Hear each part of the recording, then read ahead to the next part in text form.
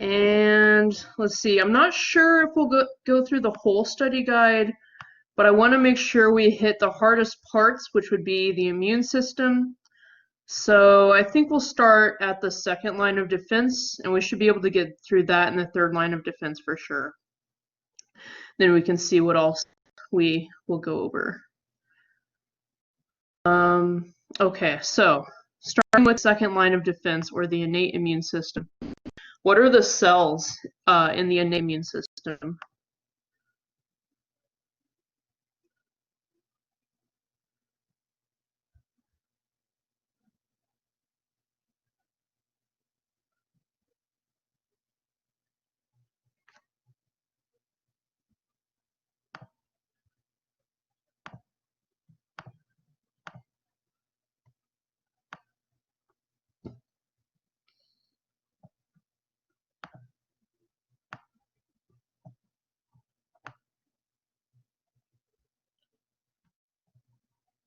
You have some phagocytes in there. What's an example of a phagocyte?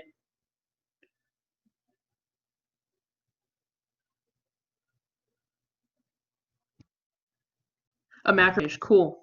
Where would you find macrophages at?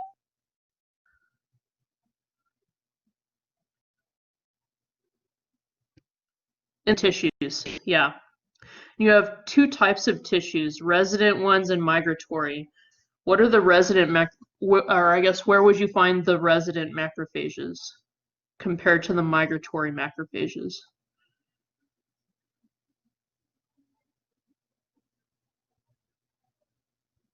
Or I guess what's the difference between the resident and the migratory macrophages?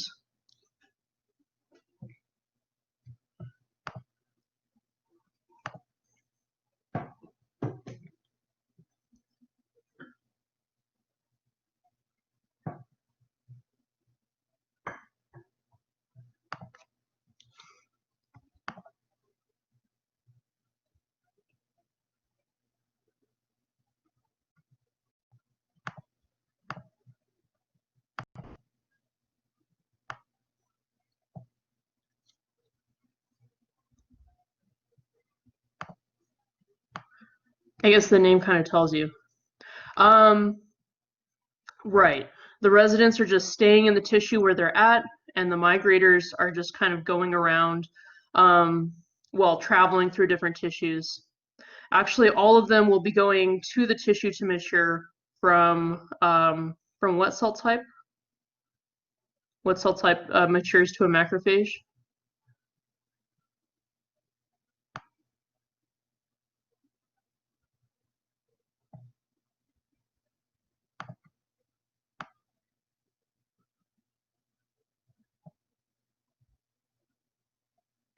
Monocytes, yeah, cool. Right, so monocytes in the blood would go to the tissue to mature to a macrophage and become either a resident macrophage staying in place or a migratory macrophage moving around through the tissues.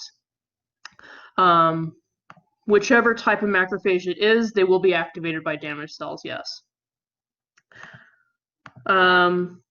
What's the main job of the macrophage?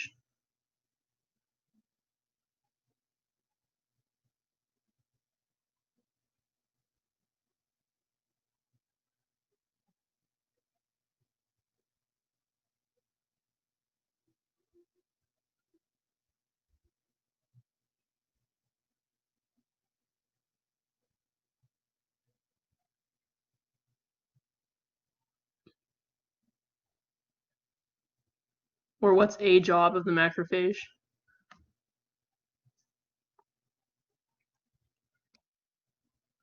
Right. So one thing they're going to do, especially in the spleen, is kind of eat up worn out red blood cells or recycle their components. That's definitely a job. What about an immune job?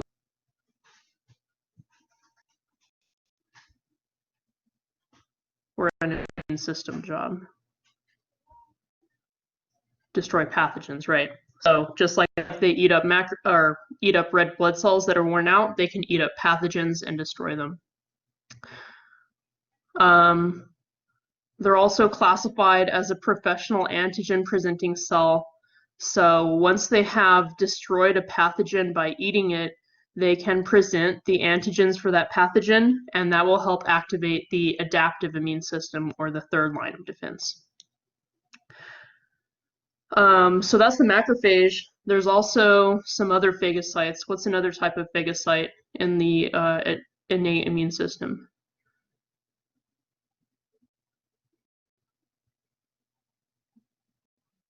The neutrophils, yeah. Where would you find neutrophils at?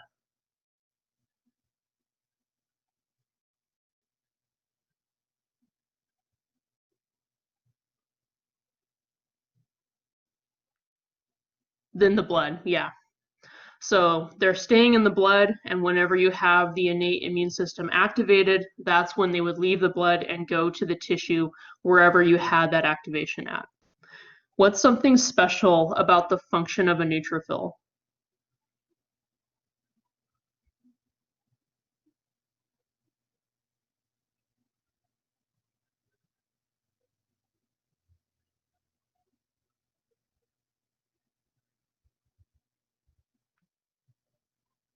They are effective against bacteria. They're good for most pathogens, but especially good against bacteria. But that you actually don't need to know for the test. Something else special about them.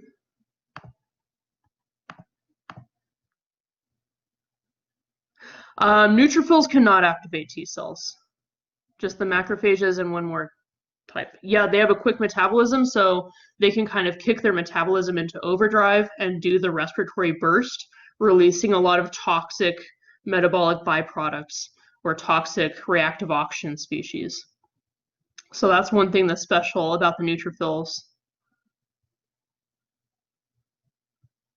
Let's see. And then I guess the final thing would just be that once they've eaten a cell, a pathogen cell, that's it. They're going to die after that. They only eat one and die.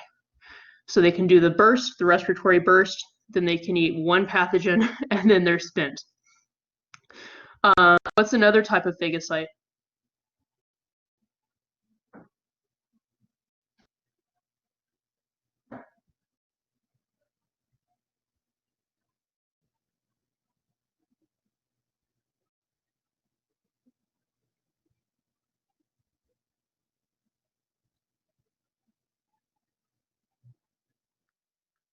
Eosinophils, yeah. Where would you find eosinophils at?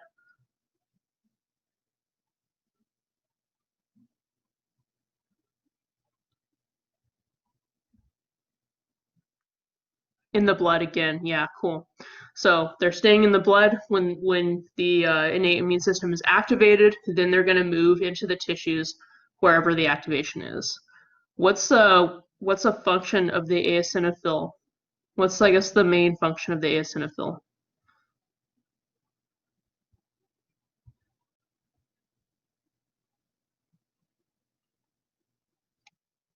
Releasing granules, yeah. Onto what type of pathogen? A parasite, cool. So eosinophils are really specialized to handle parasites. So they don't really play a role very much in infections with other types of pathogens. Although technically, if you have an infection with a parasite, that's not called an infection, it's called an infestation. I guess because the parasites are big or can be big.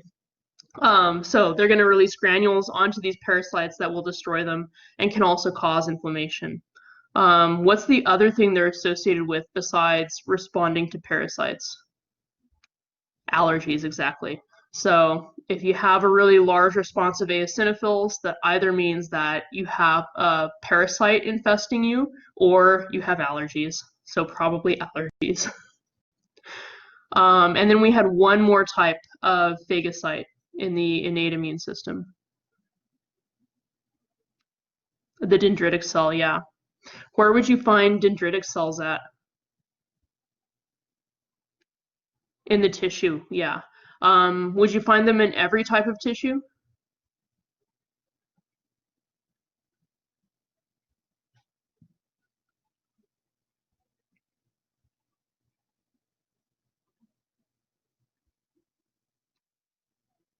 Right. What types of tissue would you find them in?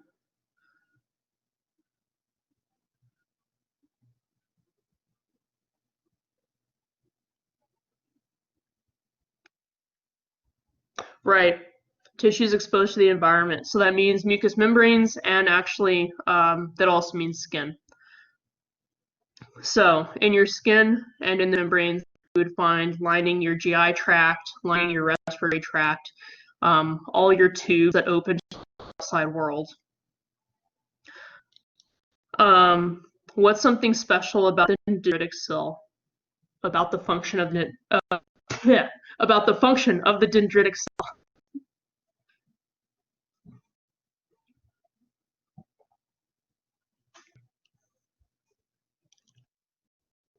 They can activate T cells, right? So the dendritic cell is similar to the macrophage. It is a professional antigen-presenting cell, and it's able to activate T cells because it can present antigens to them. Cool. So those are our phagocytes. Out of those phagocytes, which ones are the granulocytes? We had macrophages, neutrophils, eosinophils, and dendritic cells. Right, the neutrophils and the eosinophils. A basophil is also a granulocyte, but it's not a phagocyte. So for the phagocytes, the granulocytes are the neutrophils, the eosinophils, then the agranulocytes are the macrophages and the dendritic cells. Then we also had the nonphagocytic cells, one of which is the basophil, a granulocyte. Where would you find basophils at?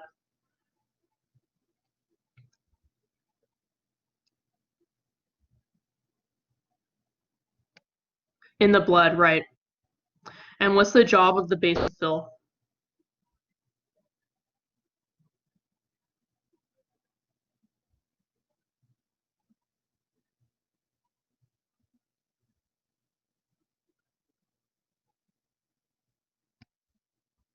Right. They're causing inflammation.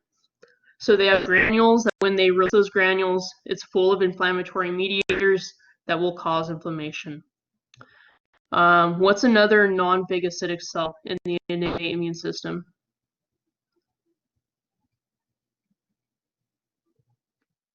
The mast cell, yeah. Where do you find mast cells at?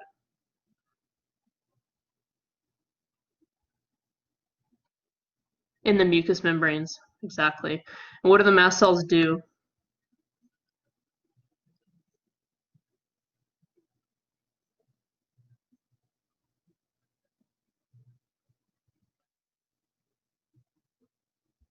Right. They also function basically very similar to the basophils. They're releasing chemicals or inflammatory mediators from their granules that will cause inflammation. They're also associated with something. What are they associated with? The allergies, right? So in allergies, you frequently will see the mast cells being very activated, and then they recruit eosinophils, which also activate really strongly and cause a lot of inflammation, and then that is basically causing your allergy symptoms. So the mast cells are found in the mucous membranes. That's really similar to the dendritic cells that are also found in mucous membranes. But just remember that the dendritic cells are also found in other places. So you would find them in the skin, and actually you would find them in like lymph nodes and stuff as well for the lymphatic system. Then we had one more cell type in the innate immune system that is not a phagocyte.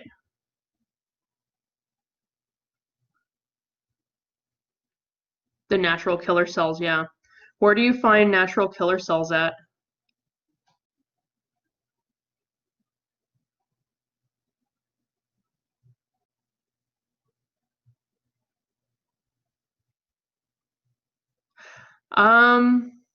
You might find them in lymph nodes. Actually, I'm not sure. They're definitely not in the lymph nodes in like a significant proportion.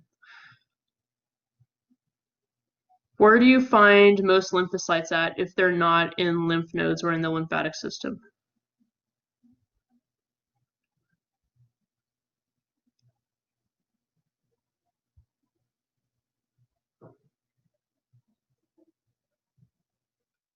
In the blood, exactly. So your lymphocytes will either be in the lymphatic system, in a lymph node, or in the spleen or something, or they're going to be in the blood. And your natural killer cells will be largely, or for the most part, in the blood. What's the function of the natural killer cell?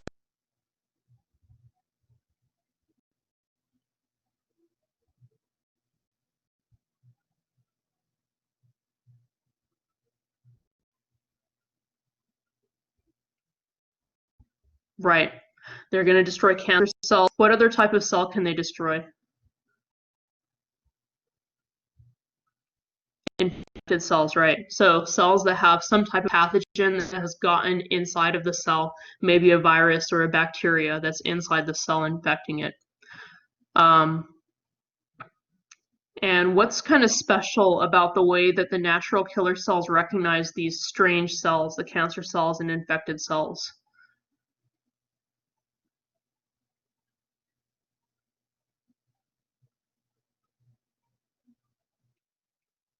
They don't need antigens, exactly. So normally, in order for your immune system to recognize like something specific, like a cancer cell, it would need to use antigens to do that. But the natural killer cell has some other way of doing it that lets it recognize cancer cells and just cells that have some type of pathogen inside of them. So it's going to recognize those cells and then destroy them. Cool. So those are our cells of the innate immune system. Actually, for those nonphagocytes, the basophils, the mast cells, and the natural killer cells, which ones of those are granulocytes?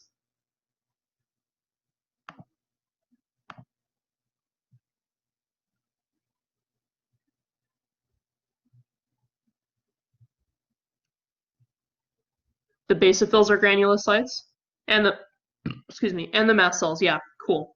Then the natural killer cells are agranulocytes. Okay, cool. So then we had chemicals in the innate system. What's one type of chemical in the innate immune system? A cytokine. What's a cytokine?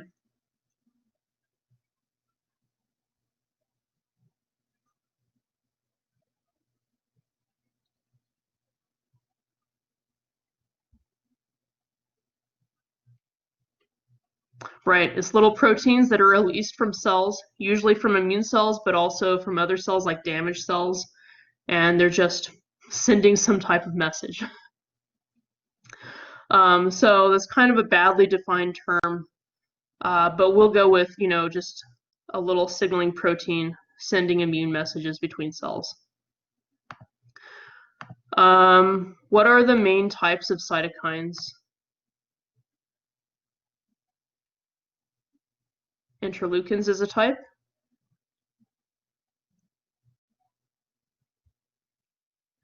The interferons, the chemokines, and one more. The tumor necrosis factors. Cool. And then I have the 3 functions of cytokines on there as well, but they're also just kind of listed on the study guide, so we'll skip that. What's another type of chemical in the innate immune system?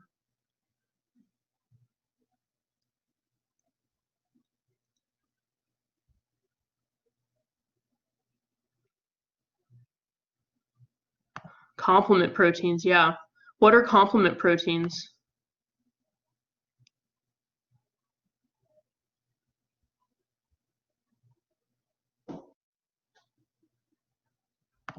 They are inactivated normally until you have an immune response. Where would you find them at?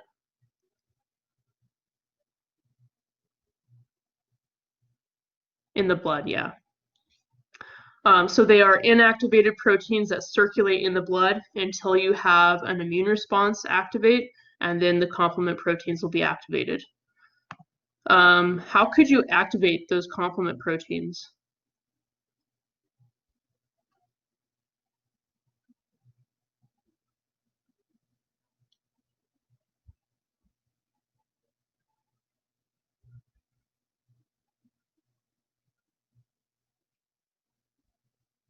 Using antibodies, also using pathogens.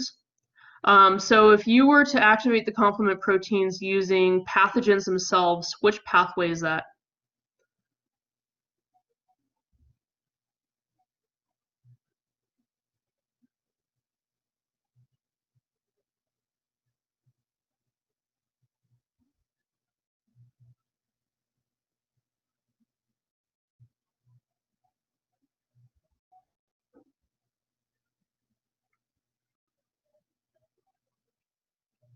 Actually, sorry, the alternative pathway.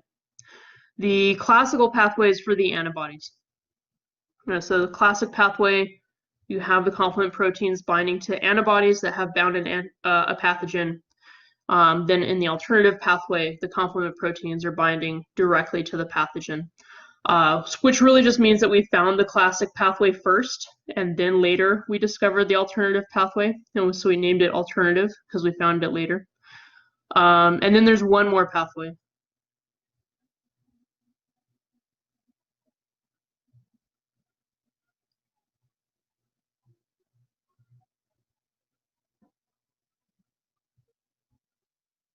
The lectin pathway. And how does that work?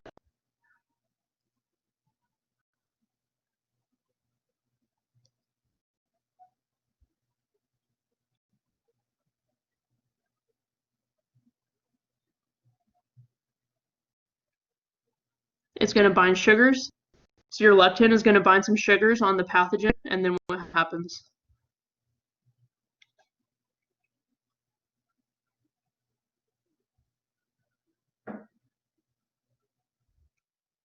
It's going to bind enzymes. Then lectin will bind to enzymes, and what do those enzymes do?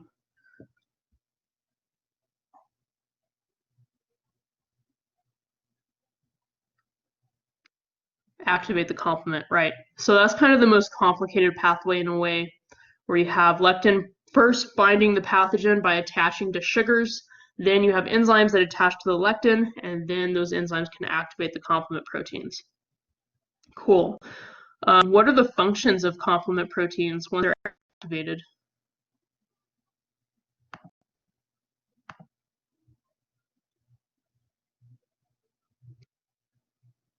Right, they can form a MAC. What's the MAC?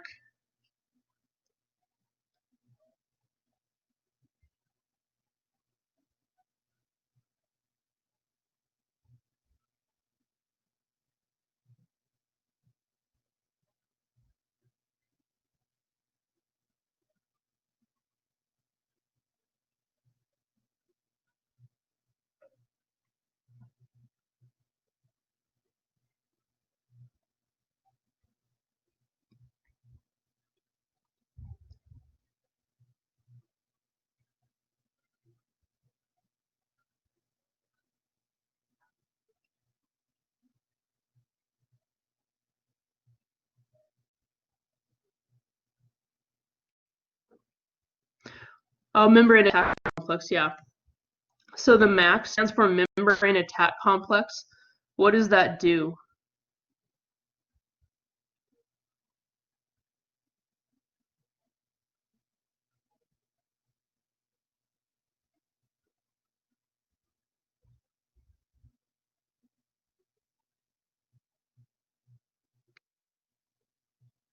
Right. Could be a virion, but could also be just any type of pathogen. It's going to create the MAC in the surface or in the membrane of that pathogen. Yeah, and then that makes a pore, and the pathogen will kind of, its contents will rush out through the pore. So if it's a virus, you have some viruses that do have a membrane around them. So you could have the MAC destroying those viruses, basically. If you have a virus that does not have a membrane around it, then the MAC won't work. So they can destroy pathogens using the MAC, creating little pores in the pathogen membrane. What's another thing that complement proteins can do?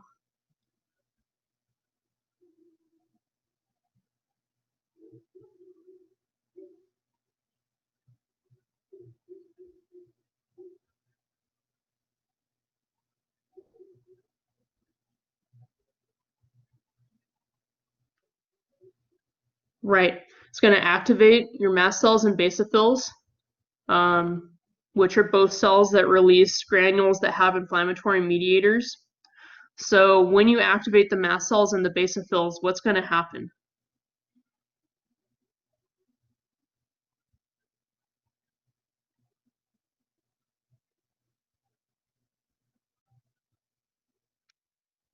Inflammation, exactly. Yeah. So we can say that one function of complement proteins is to activate the basophils and mast cells.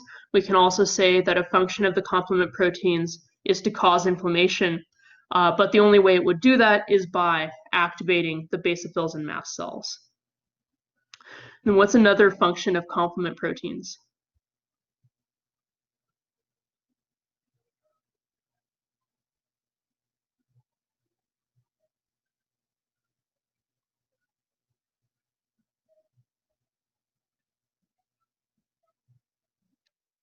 Austenization, yeah. What's austenization?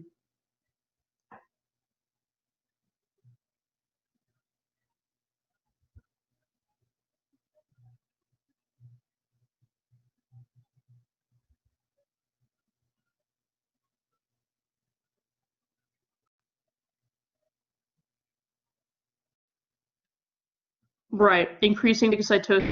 How?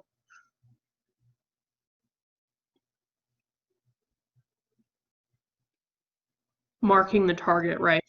You're going to have complement proteins basically binding to the pathogen all over its surface, and then any phagocyte around, like a macrophage, would know when they see all that complement bound to something, that's something they need to eat.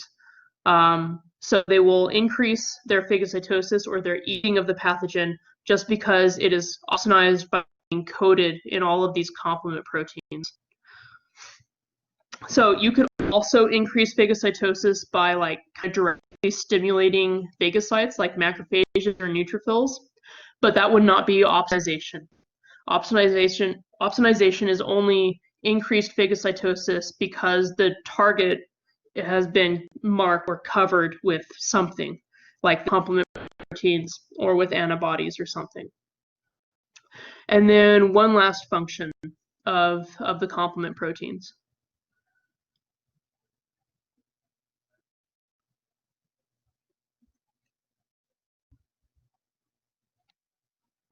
Clearing immune complexes, right. What's an immune complex?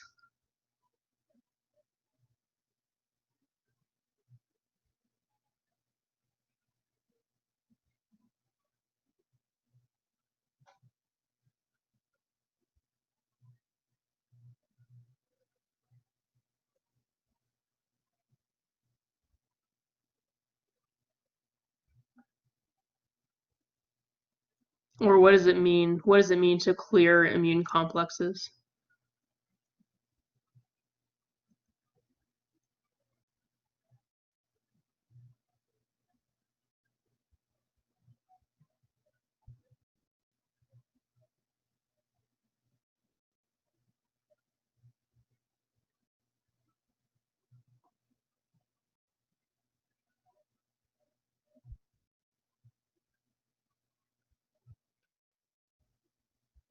Right.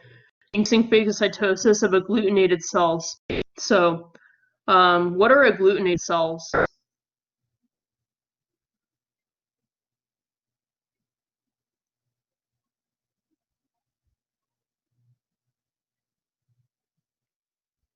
Cells that are clumped together specifically by antibodies. Okay, so once you've had your innate immune system activate, then the adaptive immune system is hopefully going to activate as well and start making antibodies. They're going to find the pathogen. One of the things they're going to do is clump those pathogens together or agglutinate them and make these immune complexes. Then those things can get kind of big and they can kind of get in the way and be blocking stuff up. So the complement proteins will basically tell phagocytes to go eat the immune complexes or those clumps of cells, of pathogen cells that are stuck together using antibodies. Okay, so that's the complement. Then we have, what's the last type of chemical in the innate immune system?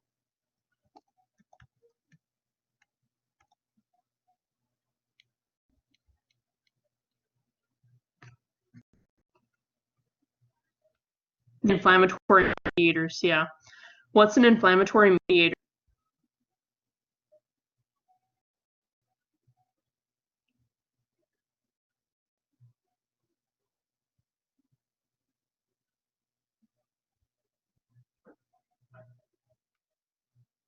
Right. Any chemical that causes inflammation is an inflammatory mediator.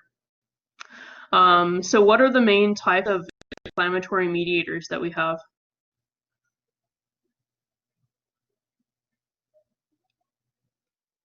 Histamine and serotonin, yeah. What else? Bradykinin.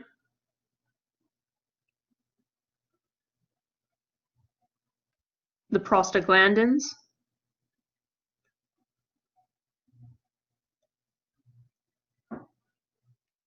The leukotrienes. And two more.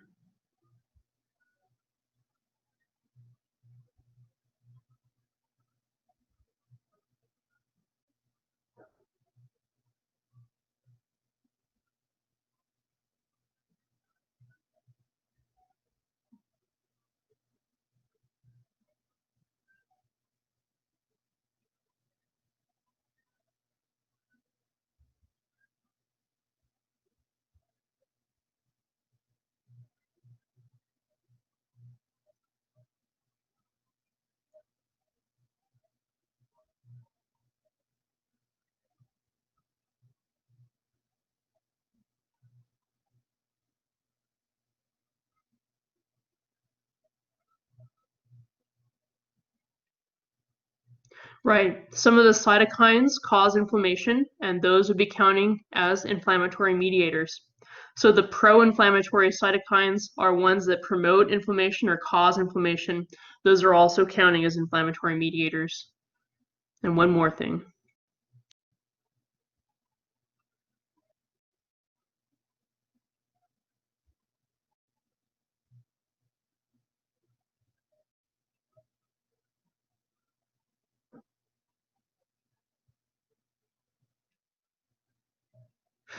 Bronchoconstriction is something that some of those inflammatory mediators can cause. It would be like tightening of the airways.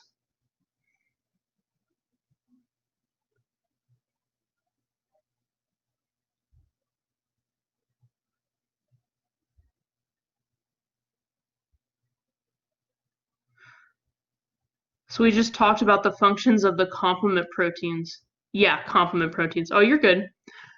Yeah, so the complement proteins that are able to cause inflammation by activating basophils and mast cells, those are inflammatory mediators since they're promoting inflammation. So histamine, serotonin, bradykinin, prostaglandins, leukotrienes, pro-inflammatory cytokines, and some of the complement proteins. Those are all inflammatory mediators. And then we had a bunch of drugs that can prevent or decrease inflammation. So what are some of those drugs that are anti-inflammatory?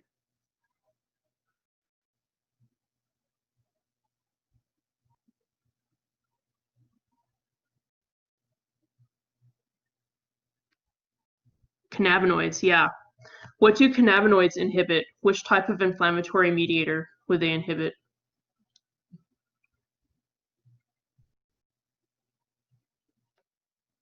Inflammatory cytokines, exactly. Yeah, so cannabinoids will prevent pro-inflammatory cytokines from being released. What are some other anti-inflammatory drugs? Montelukast, what is that? Or what does that inhibit?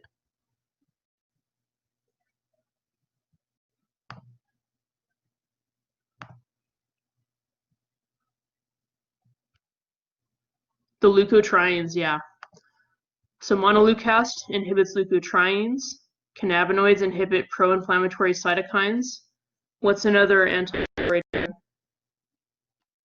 The corticosteroids, what do those inhibit?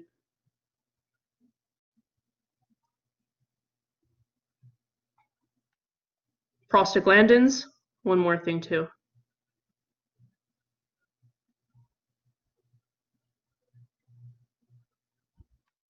The leukotrienes as well, yeah.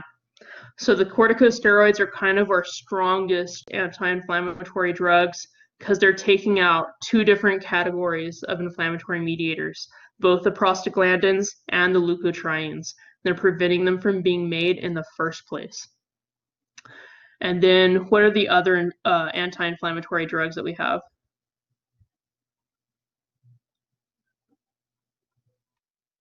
The NSAIDs, the salicylates, and acetaminophen, yeah, which are all basically your over-the-counter painkillers, essentially.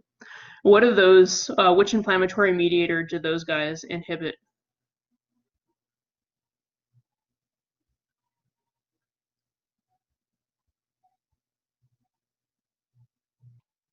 The prostaglandins, yeah. So, NSAIDs, salicylates, acetaminophen are blocking prostaglandins, corticosteroids blocking prostaglandins and leukotrienes, montelukast blocking just the leukotrienes, cannabinoids blocking pro-inflammatory cytokines. Cool. So that takes us through the parts of the innate immune system. Actually, I'm sorry, I'm going to have to pause right here, you guys, and go to the bathroom, and I'm going to be back so fast.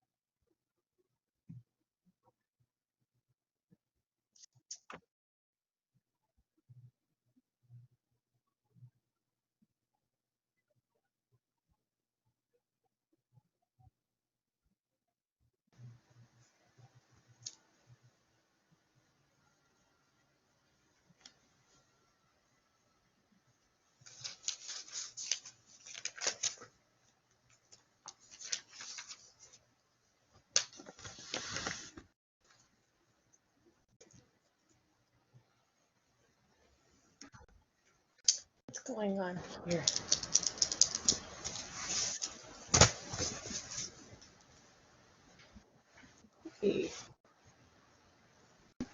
Okay, I'm back. Okay, so the next thing we have is inflammation and then fever. First, inflammation, though. What are the 4 cardinal signs and symptoms of inflammation? Heat, redness,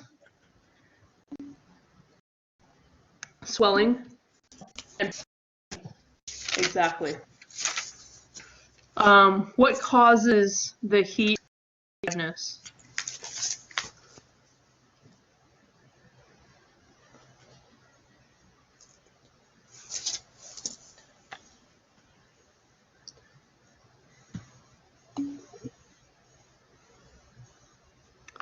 Right, you have dilated arterioles. Yes, Abigail? I'm sorry, I really can't figure out how to type. Oh, sure. So let's see, on the lower, you can also just answer me with the mic, but the lower, let's see, lower right hand corner of the screen, there's like a little purple tab. Okay. And if you click that, it's going to be a side panel. At the bottom, yeah, okay, cool. And at the bottom of that panel, it's probably already on there on the chat. And then you have to click like the everyone chat. Oh, okay. Now I got it. Thank you. Cool, sweet, no problem. Right, so you have vasodilated arterioles in inflammation. Whenever the arterioles dilate like that, what happens to blood flow through the tissue or through those capillary beds? It increases exactly. So your arterioles dilate, blood flow through those capillary beds and tissue increase. So you have more blood going through there. The blood is red and it's hot, so it brings heat and redness to the tissue. Cool. Then what causes the swelling that you see in inflammation?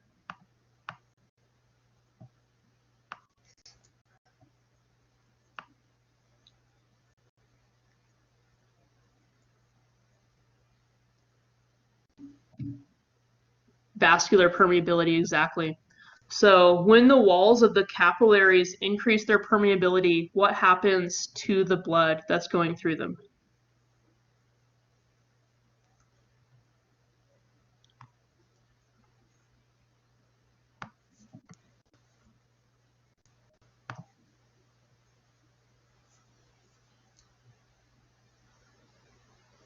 Is it hindered? It is hindered in a way because it's going to be going into the tissue. So you're going to have fluid that's in the blood leaving the capillaries, going through their walls into the tissues. So some of that blood is not making it through the capillary, it's ending up in the tissue. And then that causes swelling. So that's why you always have swelling with inflammation.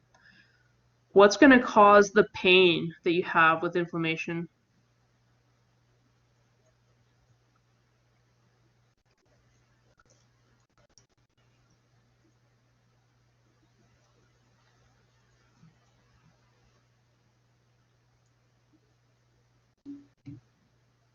Right, sensitized pain receptors.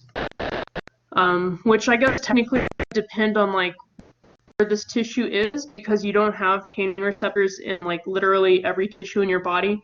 But you know, usually it's kind of in the skin or in a mucous membrane where you do have pain receptors. So they're sensitized, which means what?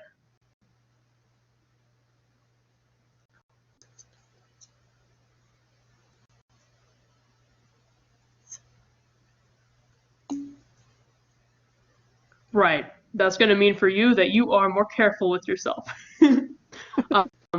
Basically, things that didn't used to hurt you, now they hurt. Your pain receptors are real sensitive and they're going off for like basically for nothing. So you have pain. Yeah, exactly. It's a warning telling you something is wrong. You have a damage or an injury. You got to be careful with yourself. So that's pain, the cause of the pain and the function of the pain. What's the function of the heat, the redness, and the swelling? Well, I guess let's just do the heat and the redness. I guess let me phrase it differently. Those are technically just kind of byproducts. But the heat and the redness are caused by arterioles dilating. And what's the function of the arteriole dilating?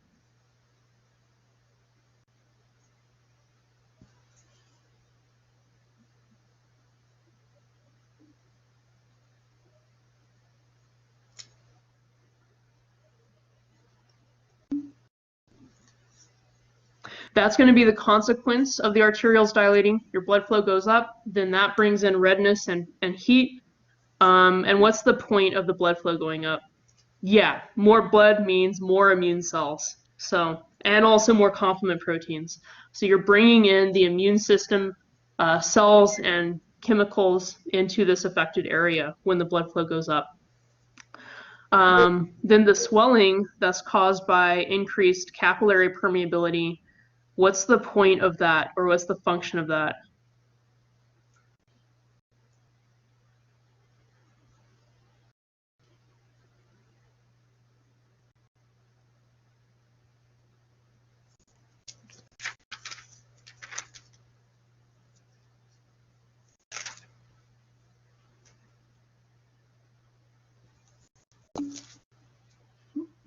Brings more immune cells from where to where?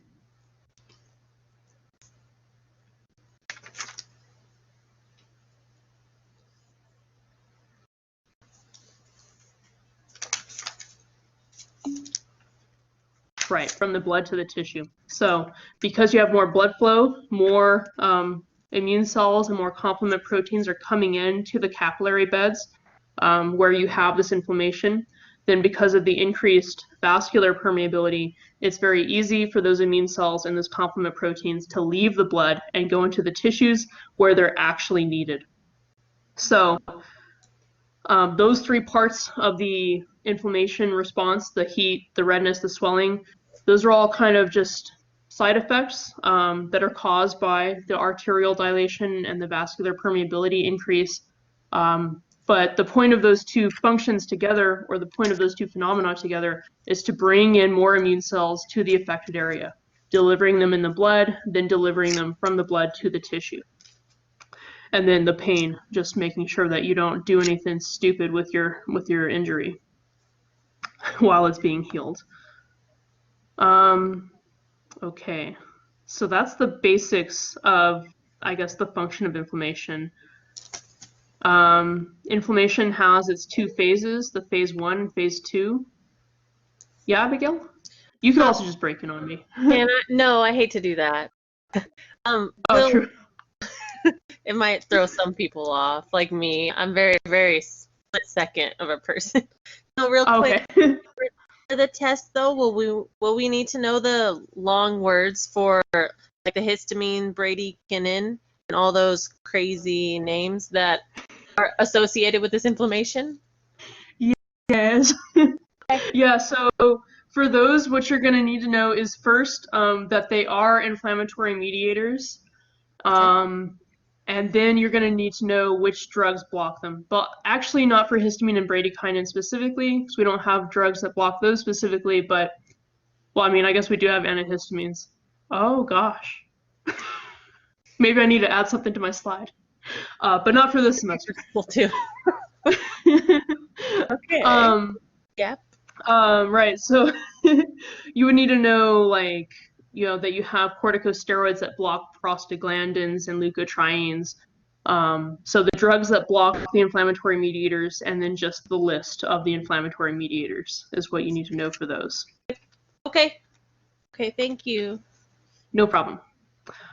Okay, so in our phase 1 of inflammation, what is happening in phase 1?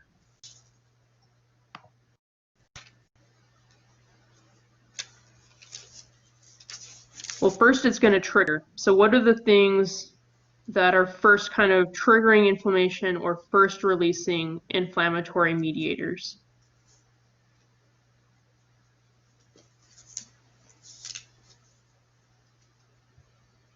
The damaged cells?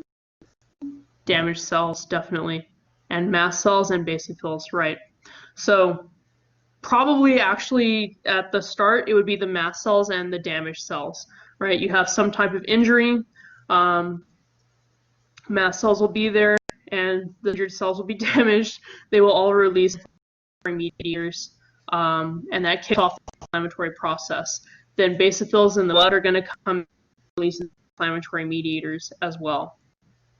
So once those inflammatory mediators are released, what do they do?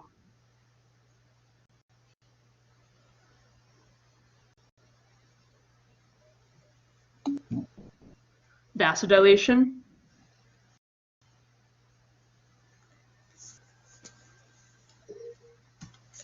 Abigail? They clean up damaged tissues too? Let's see. Some of the responding cells are to clean up the tissue, definitely. Okay. I think that's going to be more of a phase 2 thing than a phase 1.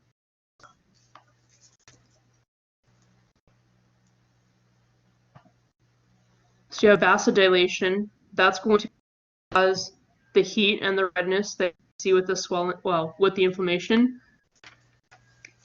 What's another thing that has to happen so you can get your increased capillary permeability? Yeah, that's going to give you your swelling, and then the inflammatory mediators are going to do one more thing too.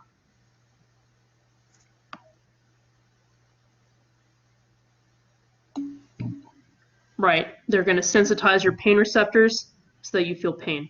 So you have your mast cells and your damaged cells, whatever other cells in the area that can do it, maybe basophils, those are going to be releasing inflammatory mediators. Those inflammatory mediators are going to cause vasodilation, increase in capillary permeability, and sensitization of your pain receptors.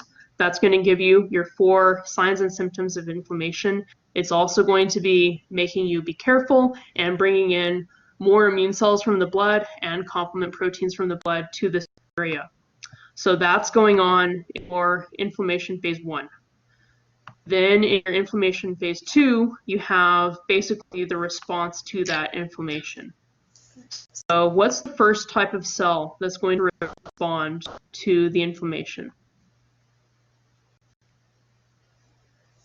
Phagocytes? It's going to be phagocyte, yeah. What type of phagocyte? A macrophage, yeah. So your resident macrophages that are in that tissue are going to respond. They're going to start eating pathogens if they're present. They can also eat damaged cells to clear up the area. What's the second type of cell going to respond? It's another phagocyte, actually. Monocytes. And when the monocytes come from the blood to the tissue, what are they going to transform to?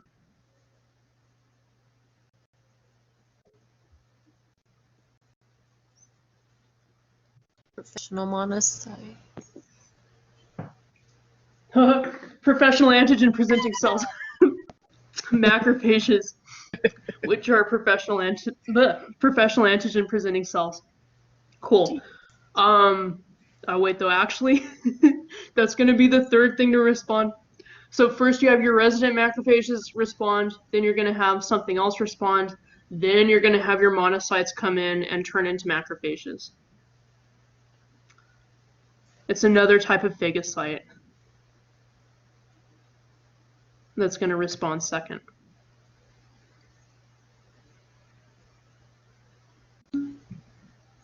The neutrophils, yeah, exactly. So first, resident macrophages. Second, neutrophils. Those are coming in from the blood. Then third, monocytes also coming in from the blood. And once they reach the tissue, they turn into macrophages. Cool. So all those cells are going to be eating pathogens, releasing their cytokines, increasing the inflammatory response, recruiting even more white blood cells, hopefully at some point activating the adaptive immune system, specifically those macrophages. And what's one more thing that they're going to do or that's going to happen?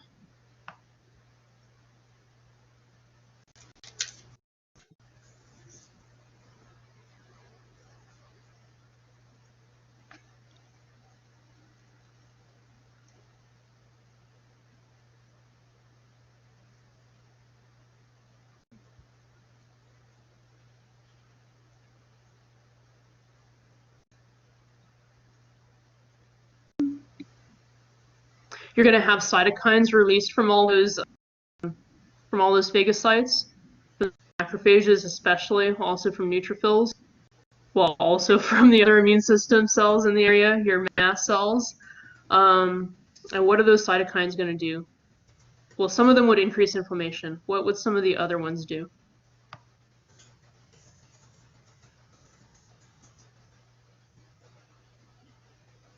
Leukocytosis, yeah. Right, so they're going to be causing more production of white blood cells in the bone marrow. So some of those cytokines are going back into the blood, they're going to the bone marrow, they're increasing white blood cell production. You know, that way you have enough cells to handle whatever's going on. And that's kind of the final part of your second phase of inflammation. Technically, you know, you would also have the development of pus, but that's not on the test. Okay, then next we have fever. What's the point of a fever? Probably. What's the function of fever?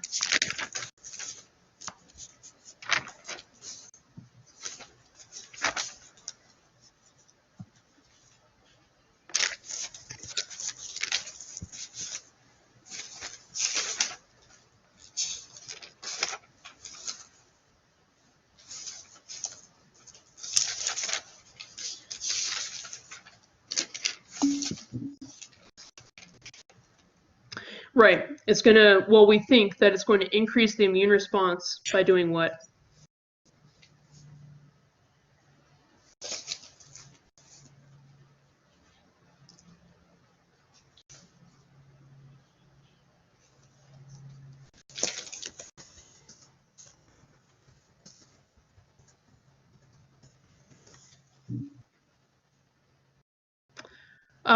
If it gets too crazy, if the inflammation gets too crazy, they could lower your blood pressure. Could fever lower your blood pressure if it gets too crazy? Yes, I think so. I don't specifically know actually, but I would say that if it's going to damage your brain to the point that you're going into a coma, maybe it's also damaging the parts of your brain that maintain your blood pressure and you end up with a low blood pressure. That's my guess. I guess. Thank you.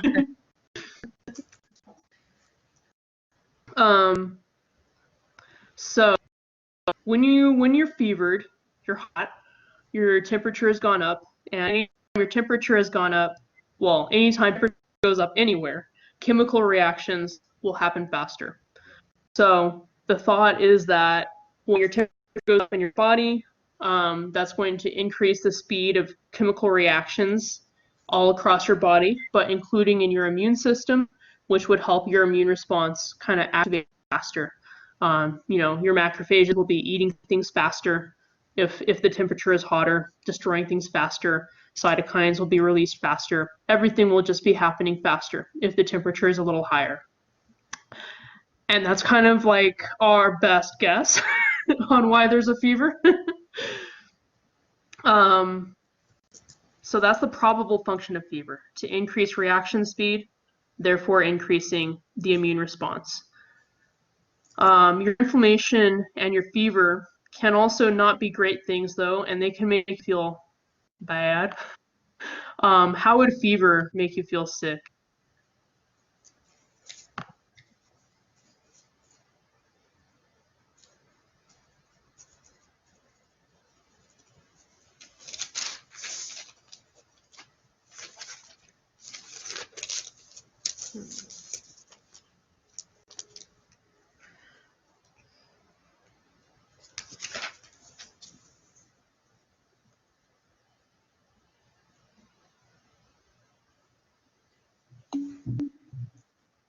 Chills, fatigue, tiredness, and our old friend malaise, a general bad feeling. Right, so fever is going to cause all those things: the chills, the fatigue, the malaise. What can inflammation cause?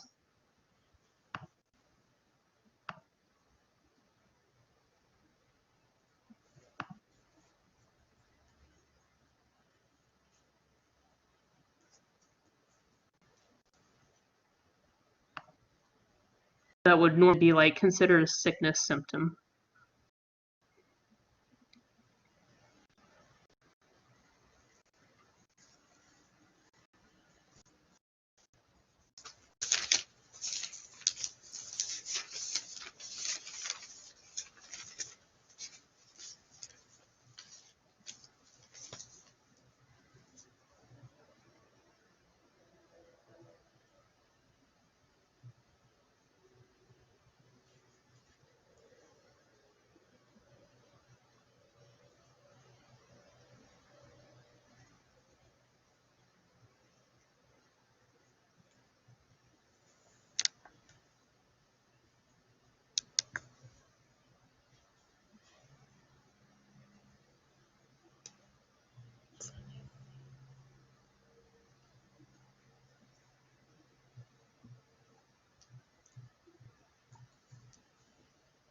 It's related to one of those 4 signs and symptoms.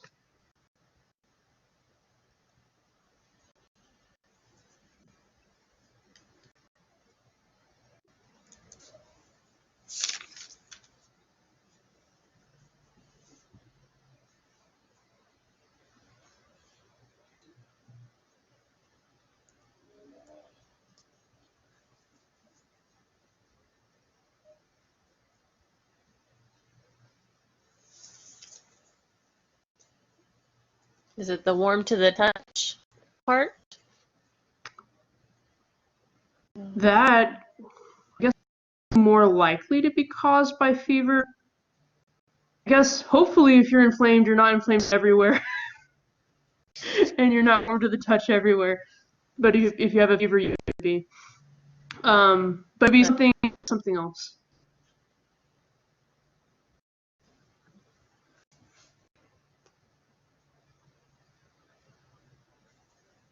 It's related to the pain part, actually.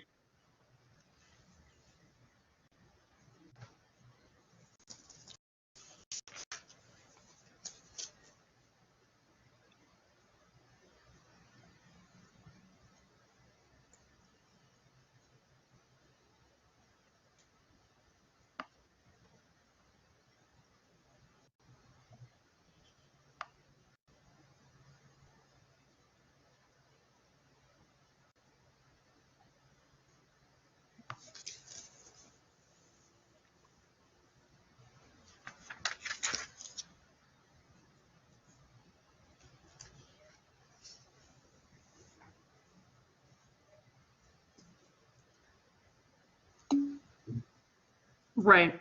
The pain caused by inflammation could basically make you feel painy, make you feel kind of achy. So kind of really standard symptoms for a general illness, a general like flu-like illness, like muscle aches, chills, malaise, fatigue. Those are all just caused by activation of the innate immune system. Aches caused by inflammation. The fatigue, chills, malaise caused by fever. Yeah, so a lot of general symptoms are just your immune system responding. Then this isn't on the test, but inflammation could also cause like other symptoms that would be related to swelling. So if you have, an organ that is inflamed and it's swollen, that's going to interfere with the function of that organ. Right. So if you have maybe hepatitis and your liver is inflamed, and you have, maybe hepatitis C or something, and it's like a virus that's in your liver, you might figure, well, my liver is shutting down because this virus is attacking it. But actually, that's not what's happening. It's just that your immune system is responding to the virus.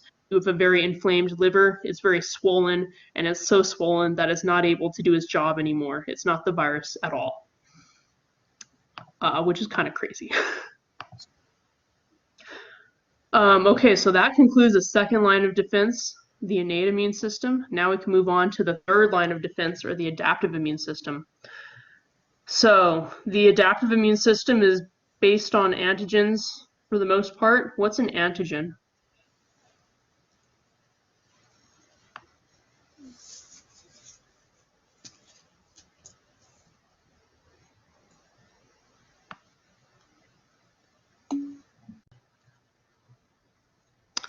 Let's see, it's not a molecule that makes antibodies, but it is a molecule that is related to antibodies. It can interact with antibodies in a specific way.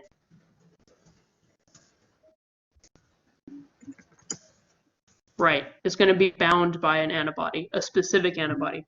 So every antibody is going to have one antigen that it can bind, and only one. Right, and the antigen could be a protein, a carbohydrate, a lipid, or even a metal. So your cells of the adaptive immune system and antibodies themselves will be using antigens to recognize a pathogen. And you have certain cells in the immune system that are considered professional antigen presenting cells. Which ones are those?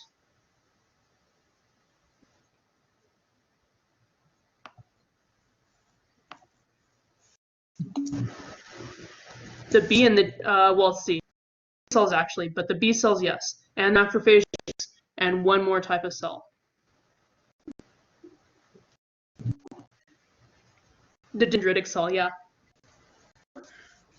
So B cells, macrophages, dendritic cells are all able to present antigens. The T cells can recognize antigens, but they can't present them. Anytime that you have your innate immune system activated, that would mean maybe you have T cells responding, maybe you have B cells responding, maybe you have both types of cells responding. Hopefully you're going to end up with some memory cells, some memory B cells, some memory T cells. What are those memory cells going to do for you in the future?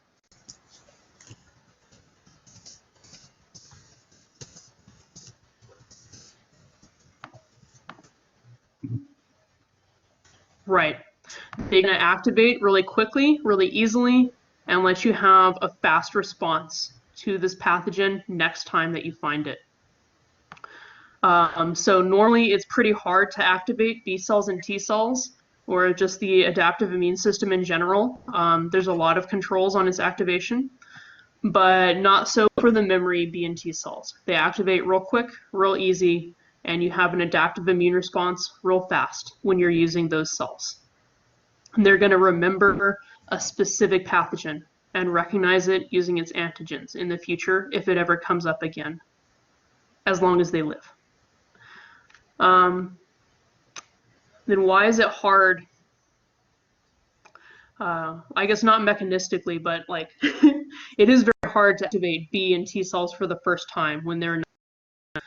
So why is that the case?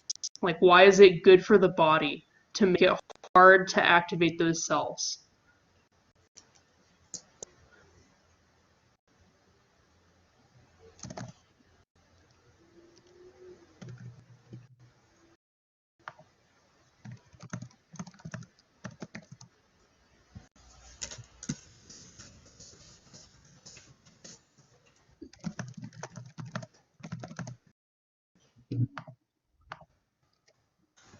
No. Right. You don't want too many of them activated, basically. Once those B and T cells activate, they're very powerful. They can also be activating the innate immune system. They can release antibodies. They can kill cells.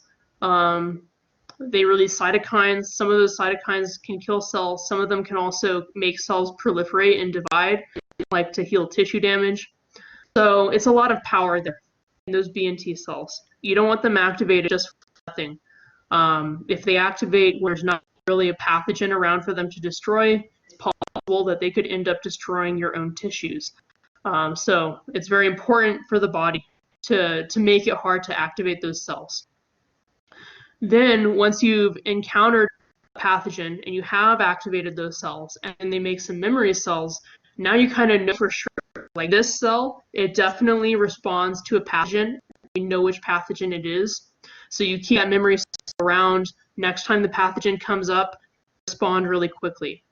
But if you have that super quick response as like the first response to a pathogen that you're encountering, then it's possible that sometimes the response would not be to a pathogen, but would just be maybe to part of your tissue or to just maybe an allergen coming through, something that's not really serious, that doesn't need B and T cell responses.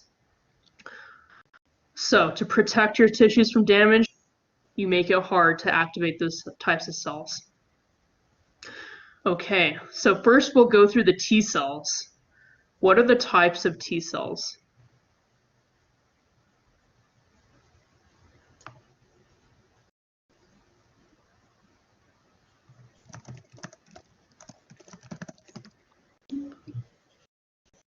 You have helper T cells. What do those do?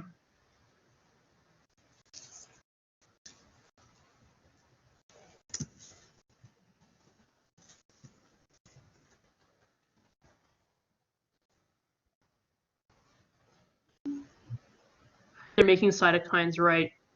What are those? What's one of the main roles that those cytokines are going to have?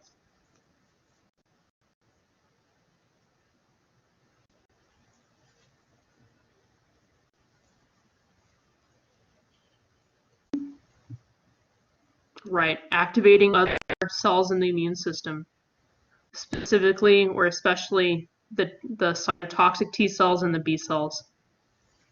So that is your helper T cell number of functions, but by far the most important is activating other cell types, the T cells or the cytotoxic T cells and the B cells.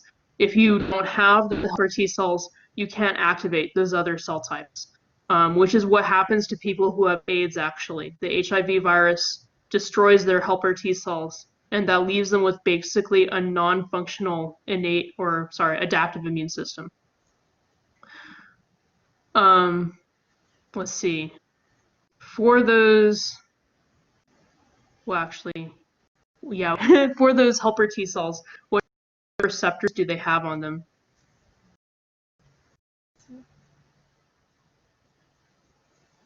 T cell receptors. They have a T cell receptor? Yeah. They have a CD4 receptor. Cool. So with the T cell receptor, what would they be binding with that receptor? Antigens. Yeah, exactly.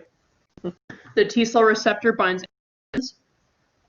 So most helper T cells are going to have like a different version of the T cell receptor. Each one is only going to recognize one specific antigen. And then the CD4 receptor, what does that bind?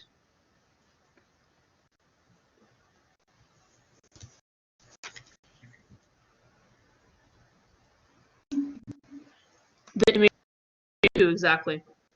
What type of cell has the MHC class 2 complex?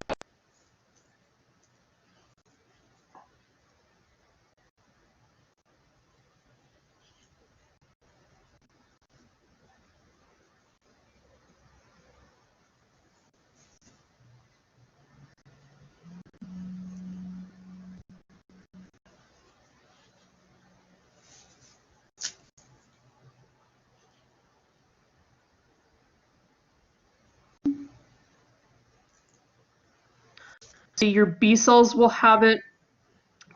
Types of cells have the MHC class 2 complex.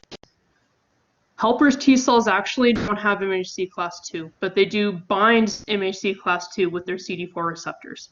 B cells have MHC class 2, and you have two more cell types that have it.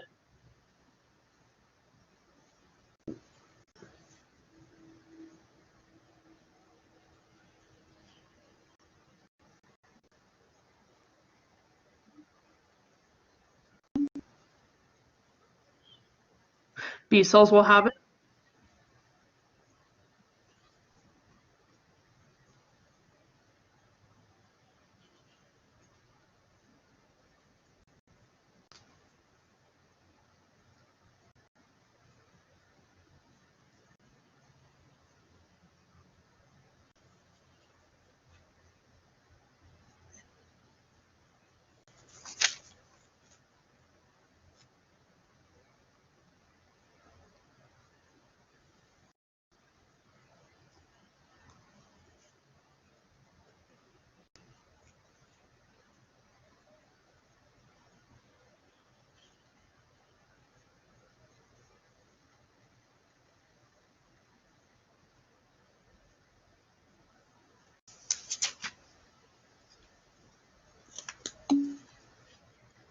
The APCs, exactly. Your professional antigen presenting cells are all going to have the MHC class 2 complex. So that's your B cells and which other cells?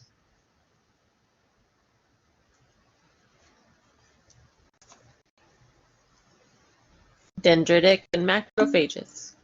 Right, the dendritic cells and the macrophages. So those three cell types have the MHC class 2 receptor or class 2 complex that can be bound by the CD4 receptor on your helper T cells. Okay, so that's the receptors of the helper T cells, and we talked about the functions. Now let's go through how they are activated. So if you were going to activate a helper T cell, what's the first thing that needs to happen?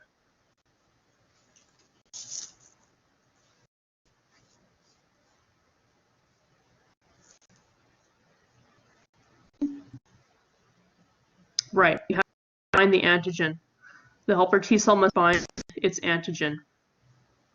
Which receptor would it use to bind the antigen?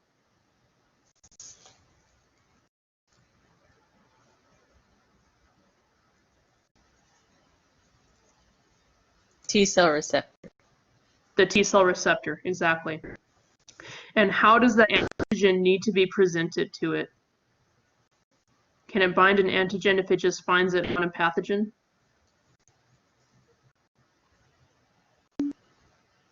Right, it has to be on an MHC. Which type of MHC does it have to be on? The class 2, yeah. So, bind to an antigen that is on the MHC class 2 complex, which will be presented to it by a professional antigen presenting cell, maybe a B cell, maybe a macrophage, maybe a dendritic cell. But actually for the helper T cells to activate, they're generally going to be binding their antigen that's on a macrophage or a dendritic cell, because you can't activate B cells until you already activated your helper T cells. So you have your macrophage, your dendritic cell, going to be out there in the tissues, eating your pathogens, destroying the pathogens, chewing them up, and presenting the antigens on MHC class 2. Then those cells are going to kind of run into a helper T cell that has not been activated yet. The helper T cell is going to recognize that antigen, bind using its T cell receptor, and it's also going to bind the MHC class 2 complex using which receptor? T cell receptor. In this case, not the T cell receptor. It's the other special receptor it has.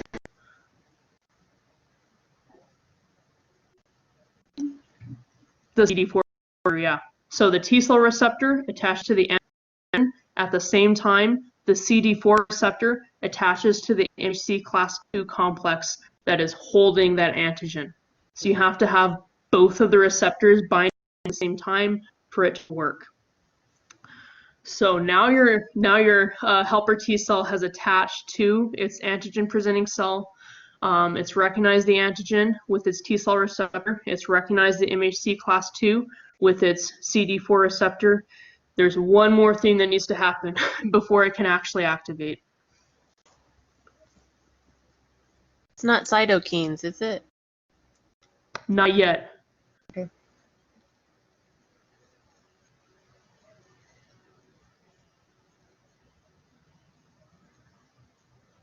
But it does start with a C. Oh, broken down by the enzymes in the cytosol. No. Not different C. A CO.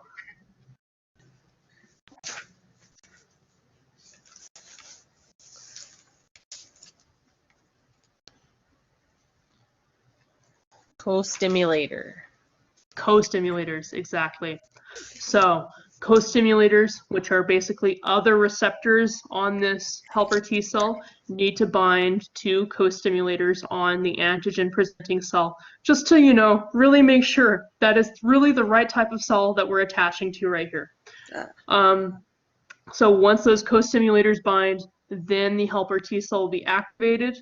Then once it's activated, it can release cytokines. So your helper T cell is going to bind to antigen that is presented to it by a macrophage or a dendritic cell on MHC class 2. It binds MHC class 2 with its CD4 receptor. It binds the antigen itself with its T cell receptor, and then it binds co-stimulators. We have co-stimulators on the helper T cell, binding co-stimulators on the macrophage or dendritic cell, and then it finally actually activates and does its jobs. So that's our helper T cells. What's another type of T cell that we have?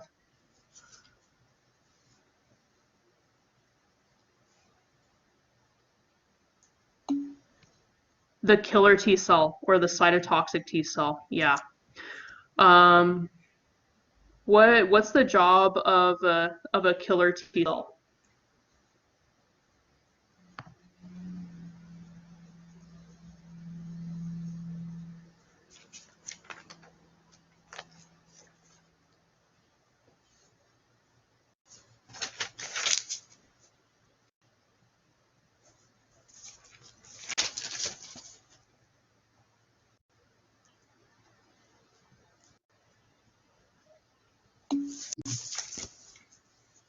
Right. It's going to kill foreign cells, so that would be like pathogen cells, infected cells, cells that have maybe a virus inside of them or a bacteria inside of them, so cancer cells. What's a way that it can kill those cells?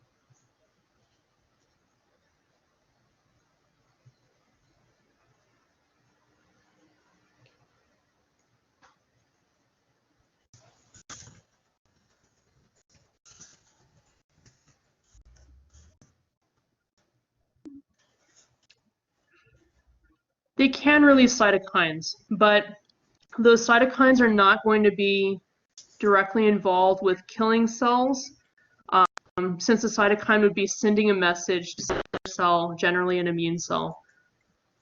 So they can release some other things that are going to directly kill pathogen cells or infected cells.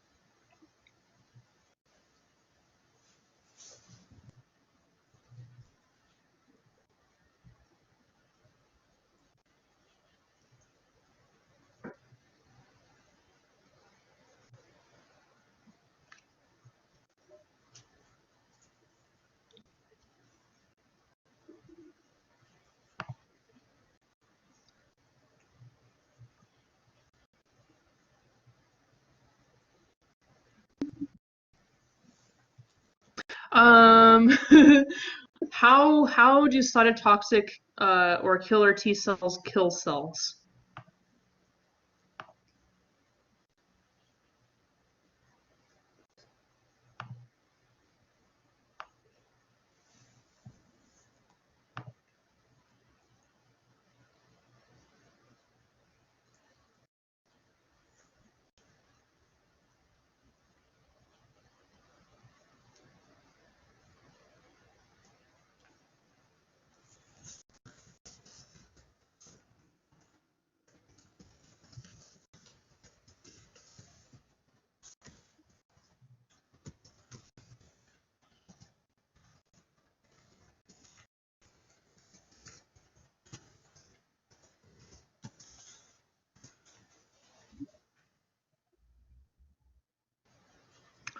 They see something to kill some cells, but that thing would not count as a cytokine because it's not carrying a message. Okay.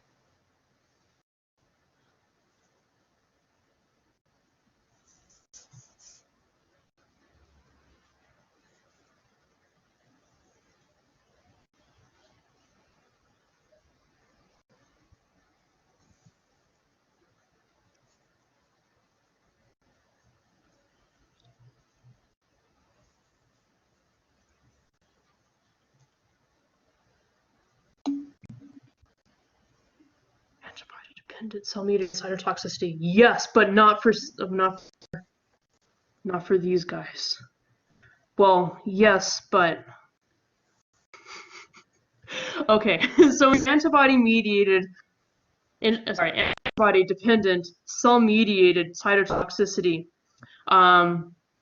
you're going to be using antibodies to kind of stimulate lymphocytes to kill cells, but not the T cells. It would be the natural killer cells.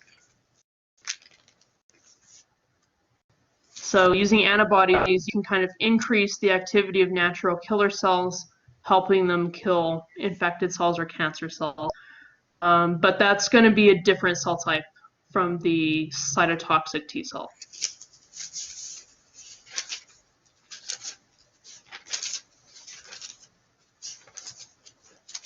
So we're not talking about natural killer cells. You're asking about a T cell, how it kills. Right, the killer T cell. Killer T. I missed that. Okay. Oh, for sure. I didn't know there was a killer T. Oh, yeah, you know, it's a cytotoxic T cell, but call it the killer T cell because it sounds cool, I guess. You know if it's mentioned as killer T in the book? Where it says killer T? So I can read. If it's, they really should mention it. They really should mention it at least once in there because it's frequently called the killer T cell.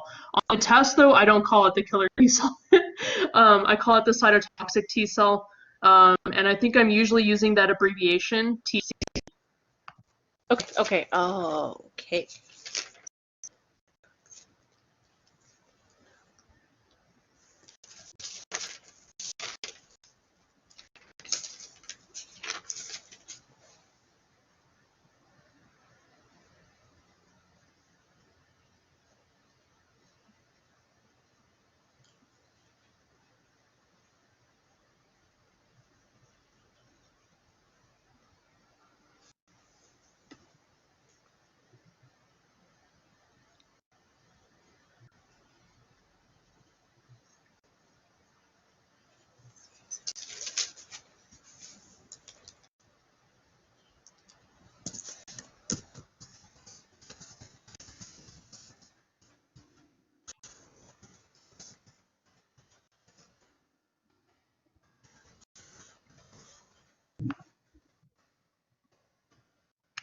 They are going to use the MHC class 1 to recognize their targets, yeah.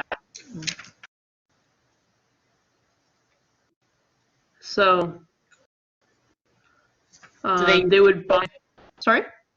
Also using a co-stimulator, just like the other one? To activate, yes.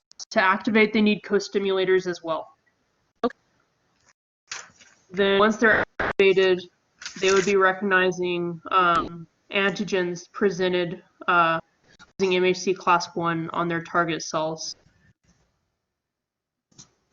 And then, right, endogenous antigens. So antigens that come from within the target cells.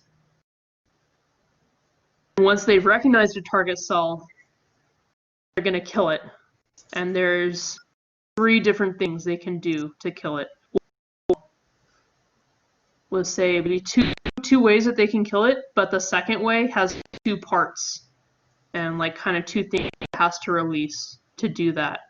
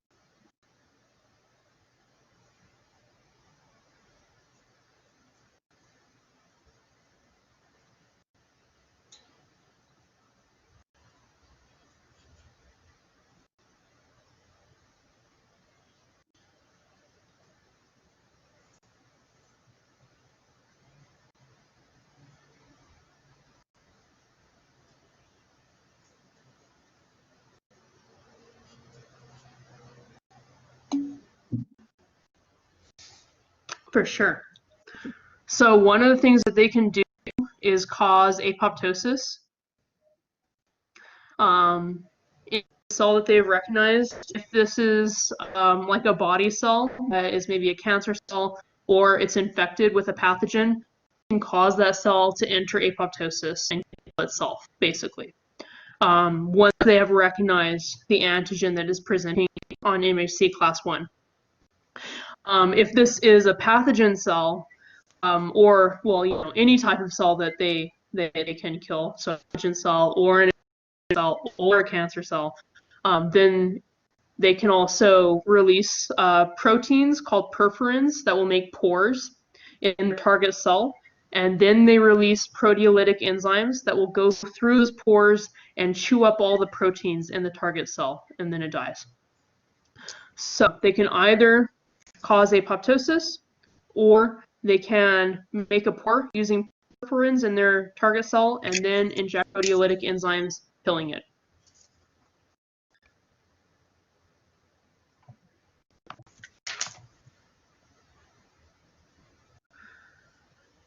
Okay, so those are our functions of the T cells, the T cells, for sure. Receptors do the TC cells have?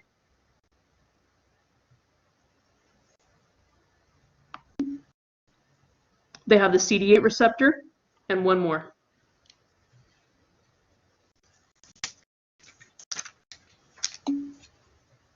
The T cell receptor, yeah. And what would the T cell receptor bind?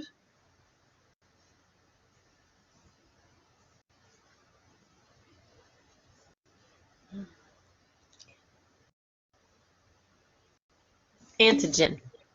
The antigen, yeah.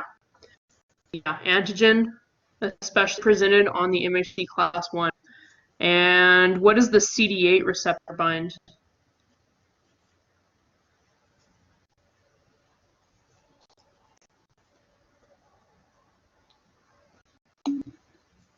MHC class 1, yeah, exactly. Cool. So they have the CD8 receptor that binds MHC class 1. The helper T cells have CD4 receptors that bind MHC class 2, and then both types of T cell receptor that binds antigens. So if you're going to activate a toxic T cell for the first time, what's the first thing that needs to happen to activate it?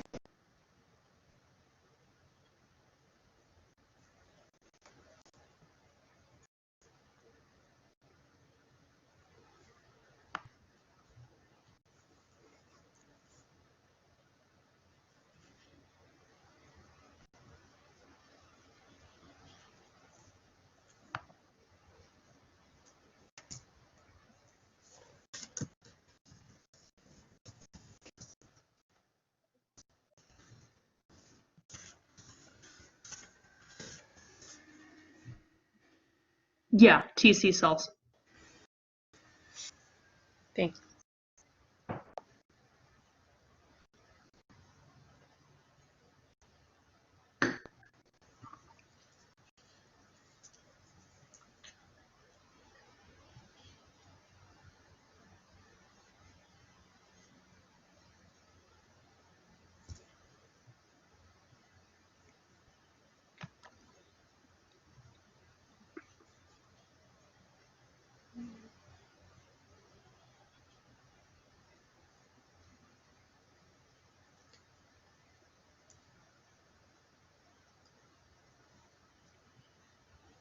Now is it where they secrete cytokine?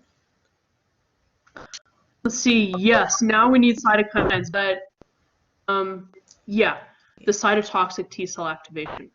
And you do cytokines for it, but it's not going to be cytokines that come from the TC cell. It's from a different cell. Yeah, it's secreted by the TH cell for some reason. Yeah, by the TH cell, exactly. Okay. Before that can happen, though, you have to have something else happen.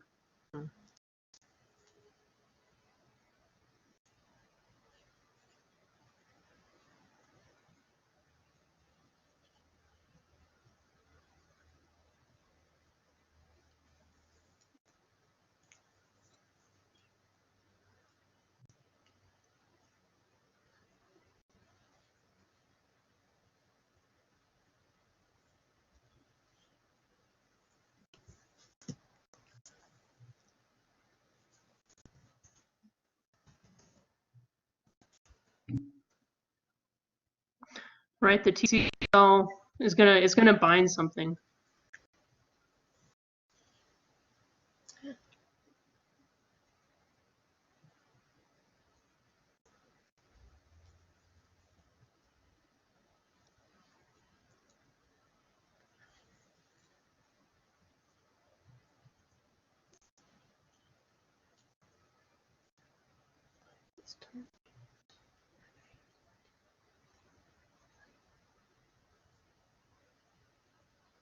Is it the infected? Just the infected antigen there. The antigen, yeah. An antigen which could be on an infected cell. How does that antigen need to be presented?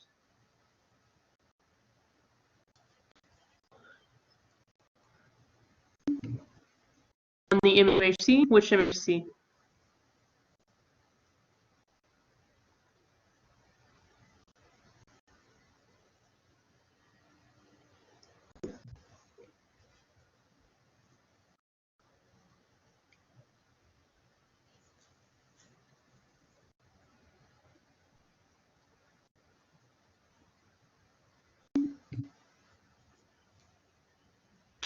The MHC class 2 is going to be for the helper T cells.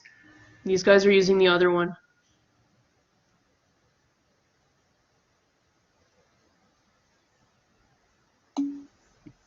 Yeah, the MHC class 1. All right, so your cytotoxic T cell needs to bind its antigen, needs to be presented to it on the MHC class 1 complex. What type of cell has an MHC class 1 complex?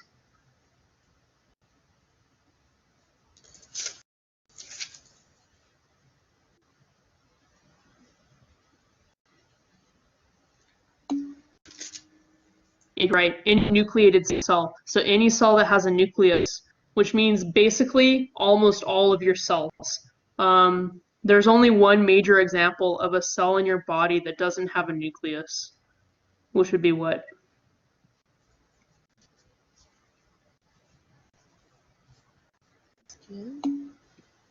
The blood cell, yeah. The red blood cell doesn't have a nucleus, so it doesn't have the MHC class 1. So your T cells cannot recognize, infected or abnormal red blood. They just can't do it. The antigen presenting cells are going to actually have both classes. So have MHC class 2 because they are professional antigen presenting cells. Since they also have nuclei, they also have the MHC class 1. So they can present antigens using both MHCs. But the MHC class 1, unless something's going wrong, it should be reserved for antigens that are coming from inside the cell, not from things that it ate. Okay, so you have your cytotoxic T cell. It bound to an antigen that's on an MHC class 1 complex, maybe just on some cell in your tissue that was infected with a pathogen. Which receptor is it going to use to actually bind that antigen?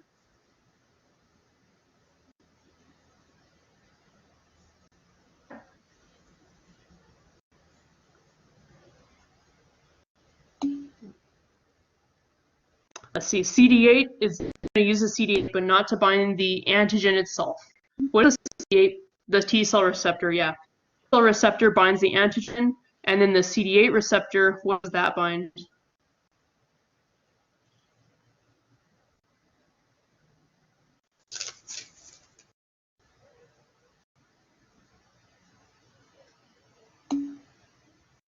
To the MHC class 1, yeah.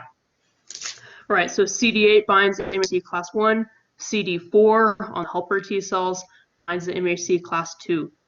So your cytotoxic T cell has its T cell receptor to grab its antigen. That antigen is on an MHC class 1 complex. It is grab that complex with its CD8 receptor. Now what's going to happen?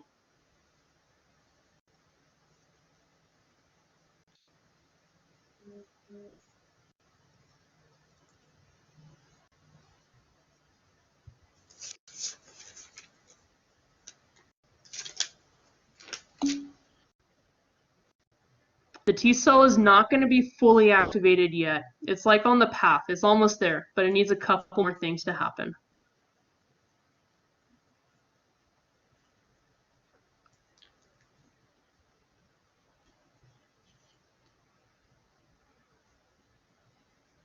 Is this maybe where cytokines and the interleukins weird numbers Yep. come in too? Yes, it is, exactly. So one of the things that needs to happen is that you have to have an activated helper T cell coming by that can release those cytokines that it needs, the interleukins that it needs. Yeah. And you don't need to know like the specific ones. Oh, cool. Just cytokines is good. Cytokines from a helper T cell. And then one more thing.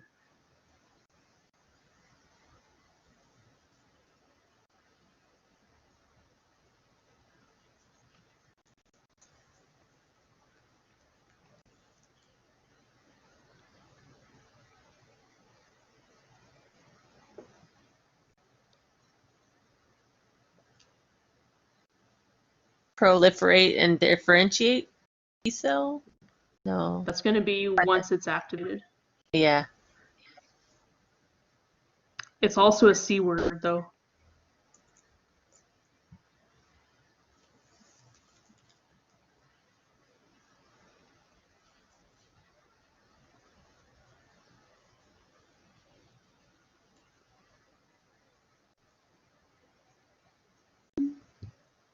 Co-stimulators, yeah, exactly. So you're going to have co-stimulator receptors on the cytotoxic T cell binding to the receptors, the co-stimulator receptors on the target cell that is presenting the antigen. And then you need cytokines coming from a helper T cell, and then your cytotoxic T cell is finally activated, and now it can proliferate and differentiate and start killing. Okay, cool. So those are major types of T cells, the helper and the cytotoxic cells. Then we also have the naive cells and the memory cells. So what's a naive T cell?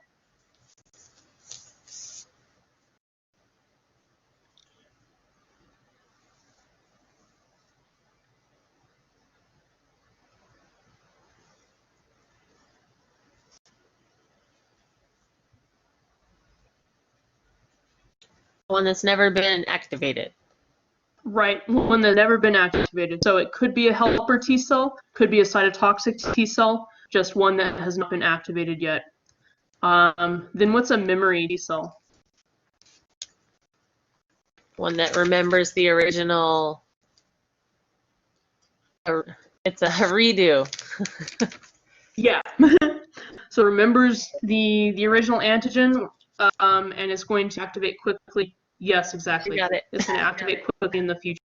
So again, that could be a helper T cell that's formed into a memory cell, or it could be a cytotoxic T cell that's formed into a memory cell. Either way.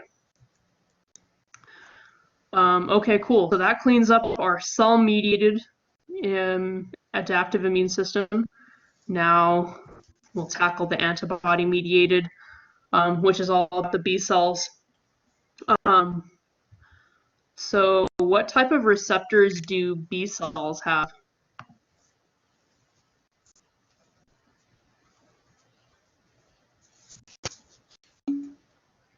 The B cell receptor, right, exactly. What does a B cell receptor bind?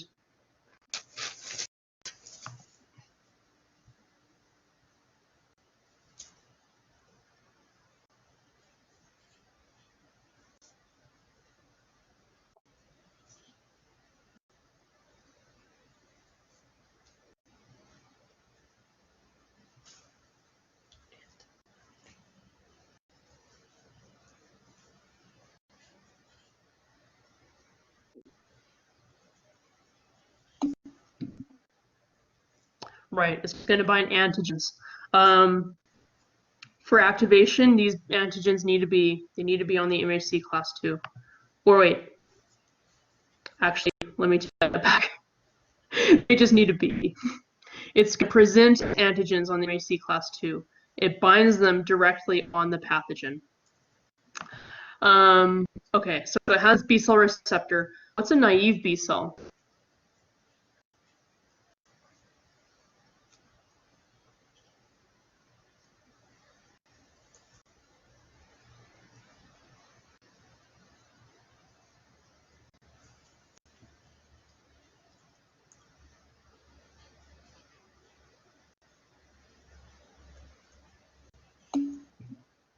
Right. Similar to the naive T cell, it's a B cell that has not ever been exposed to its antigen. Then once the B cell is exposed to its antigen, it activates, then it's going to differentiate into either a plasma cell or a memory cell. What does a plasma cell do?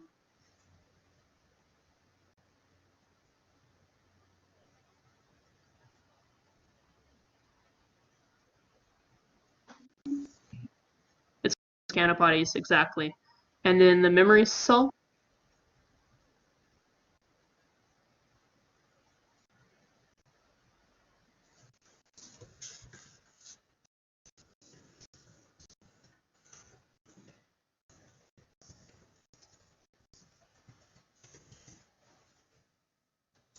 Right.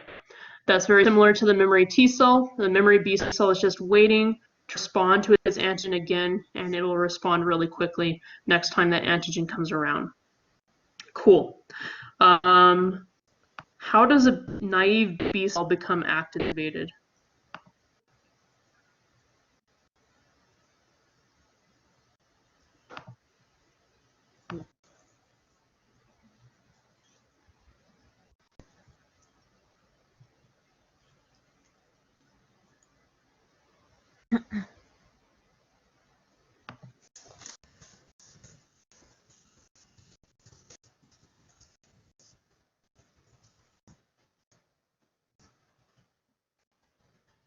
Right. First, it has to find the antigen. Then it's going to bind the antigen using which receptor?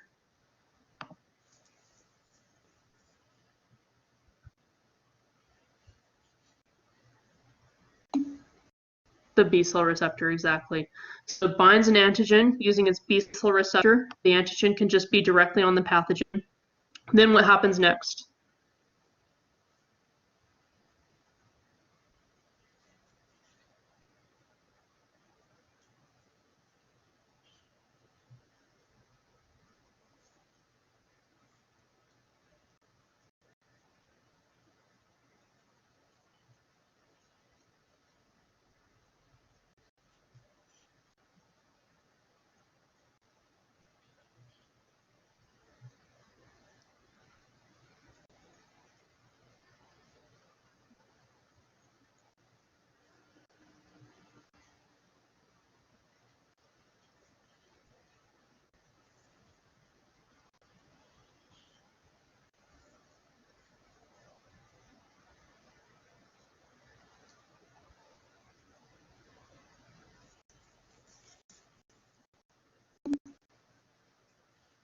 Yeah, B cell activation. Once the B cell has bound its antigen, then what happens next?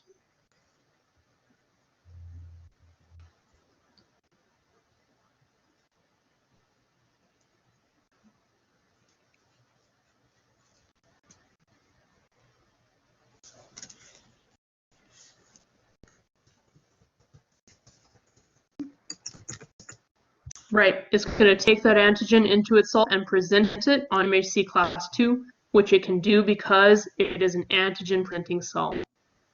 Cool. So once it's presented the antigen on MHC class 2, what happens next?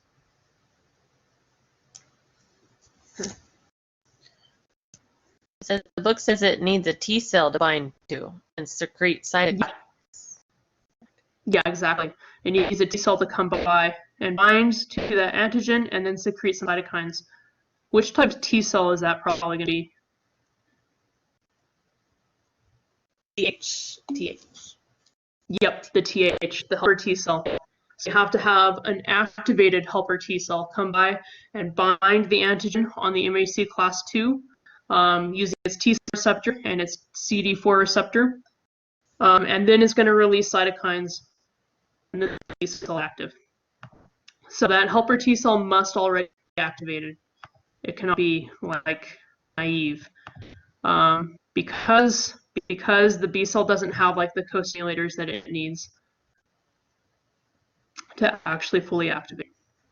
Okay, so that's B cells. We're like almost out of time here, but I kind of still want to go over antibodies. So what are the classes of antibodies?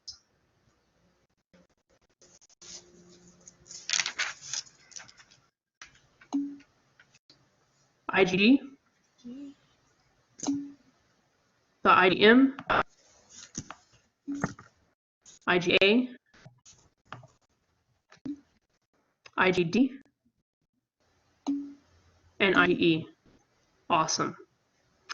And then you have class switching where an antibody that's, well, not an antibody specifically, but a B cell that's making like antibodies of one class, it could switch to making antibodies of a different class. So what's special about the IgG antibody?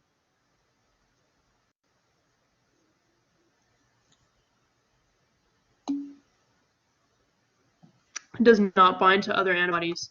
So that means that it's not going to be able to do the agglutination. It can't clump pathogen cells together. What else is special about the IgG type? See, it's going to be a different type that moves across the placenta. Oh wait, never mind. Sorry. It is able to cross the placenta, and it's the most common type, right? So the IgG is the most common type of antibody. Because it can cross the placenta, it can also provide the fetus with immunity as well. And it does have high binding affinity. So when it finds this antigen, it just grabs on real tight and does not let go. Then out of these types of antibodies, which one would be made first when the active immune system activates? The IgM receptor, or IgM antibody. Yeah. Which type of antibody can you find in body secretions?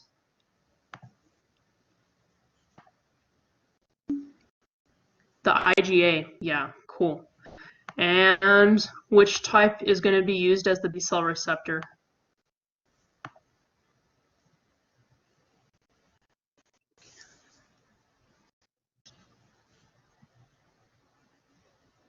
The M, because of all the 10 connectors.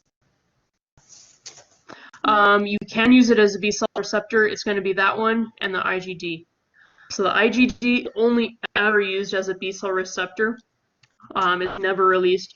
IgM can be used as a B cell receptor, or it could also be released as an actual antibody. Then when it's released is when it can bind to 4 others and make like a really big complex. I thought the books, I'm sorry, I forgot to raise my hand. Oh, you're fine. Okay, I thought the books the first to show up, or there was some specific reason the IgM was very popular for the 10 binding sites it has. And you just said that that wasn't the first to show up. You said the IG. You did say that the IgM is the first to show up. Okay. Yeah. Yeah. So IgM is the first. It's very useful because it has, like, out of all the different antibody types, it can bind the most other antibodies. It can bind 4 others, which means it can really clump pathogens really well. Then once you've clumped them together, they're kind of not going anywhere anymore, and you can just kind of come by later with a macrophage and clear up that immune complex. So it is a very useful type of antibody, and it's the first one to be made. And it could use as a B cell receptor. But then after you've made your IgM, most of those plasma cells will switch and start making IgG antibodies instead. Those are not able to do the clumping, but what is good about them is that they have a really high binding affinity. So, and it's higher than IgM. So that they're going to bind like literally every antigen that's out there that they find, they're going to bind it. So for some infections, IgD is actually more effective to get rid of it probably because of the high binding affinity. You would still have some IgMs being made though, just not as many. Okay. What are some functions of antibodies?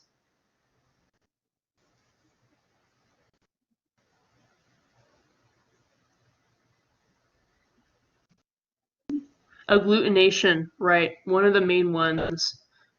So just sticking a bunch of pathogens together, which then forms an immune complex.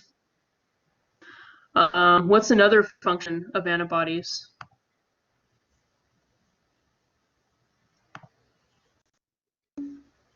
Austenization. And what's austenization?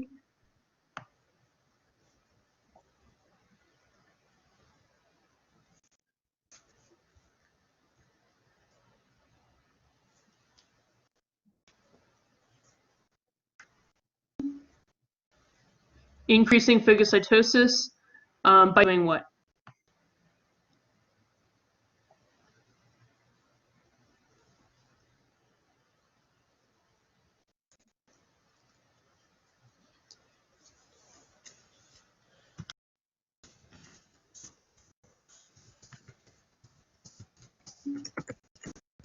By coating the pathogen, exactly. So you can get antigens coating all over the pathogen, and then that signals to phagocytes that they need to eat that cell. What's another function of antibodies?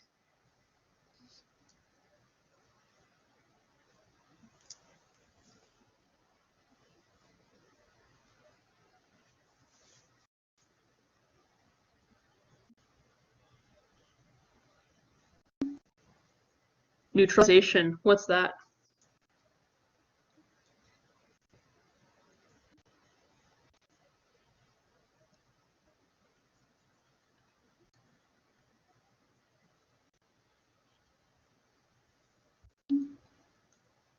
It's going to deactivate pathogens by doing what?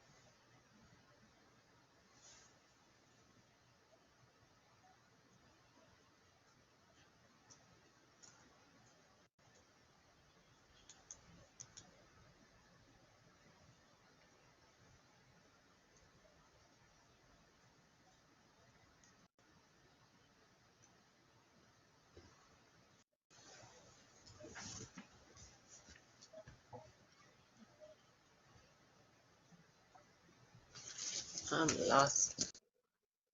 Is it by, here, I'll type it, binding to all the yucky stuff, the harmful toxins, viral proteins, animal venom? That? Yeah, just by binding to it. So a little bit similar to opsonization in a way, because you're coating the pathogen or the toxin with antibodies. So if you're talking about a pathogen and you coat it with antibodies, that can neutralize it, making it basically impossible for it to like do things. And that can also optimize it, making it, well, marking it for a phagocyte to come and eat it. But of course, you could also neutralize the toxin. If you cover that toxin with antibodies, then it can't like make you, it can't hurt you anymore. Okay. And then what's another function of antibodies?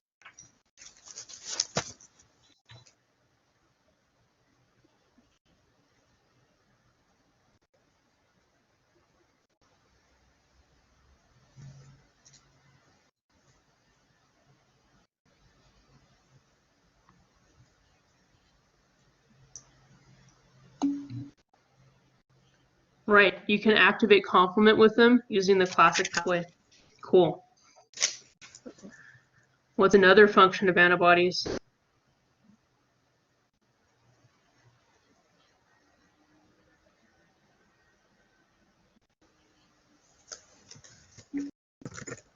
Increased inflammation, which could be by activating the complement, or could also be directly activating the mast cells and basophils. Cool. And another one?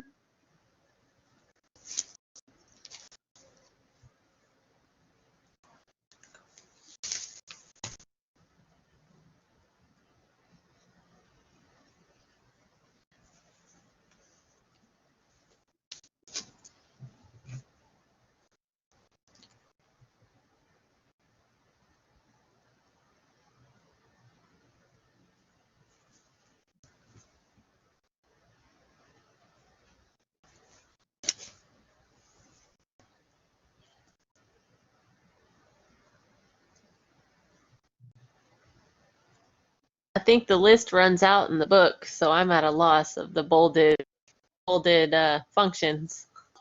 For sure. I don't.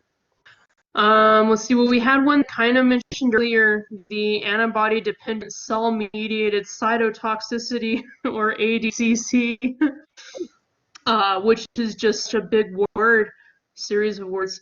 But all it means is that it increases the activity of natural killer cells, and then the natural killer cells kill things quickly. So that function.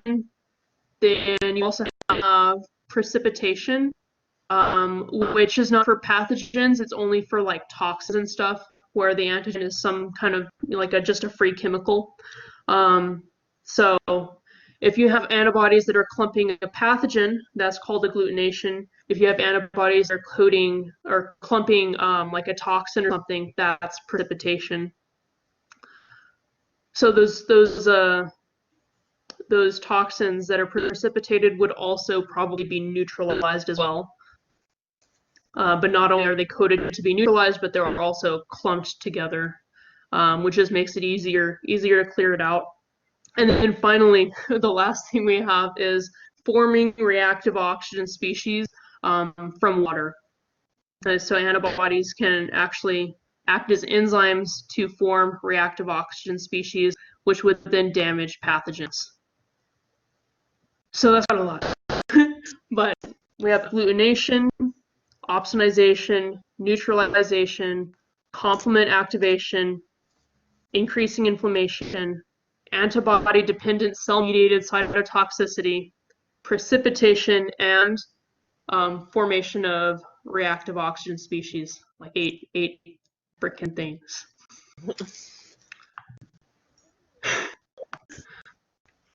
Cool. Hey, like ate like crazy octopus. It is crazy. It's a lot of stuff. And that's, to be honest, that's not even all of them literally. That's just kind of the big ones. You're making nursing school really breeze by. Study. Groovy. That's true. At least we're not Distract you bored. from all your problems. There's only this.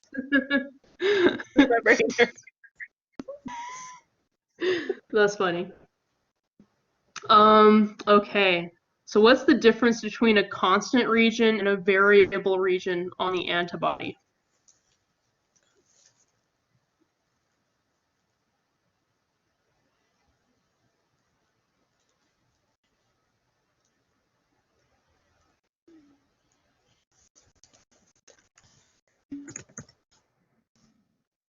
Right. The variable region is where you are binding the antigen. What are you doing on the constant region?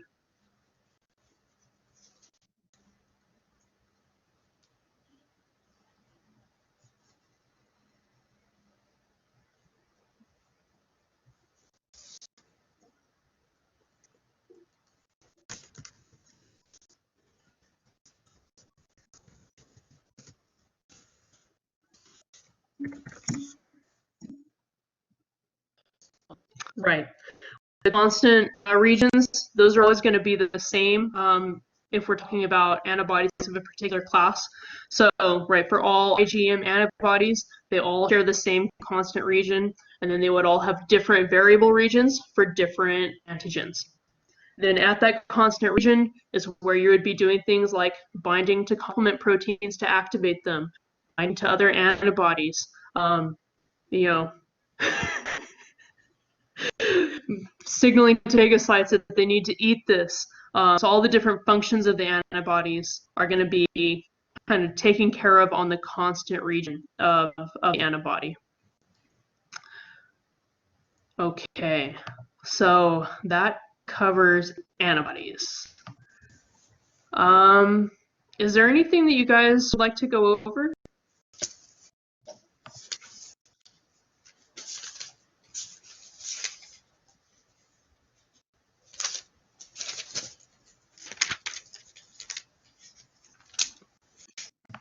But we need to know an awful lot about the disorders like hypersensitivity, and then when it talks about immunos, and the last one. No.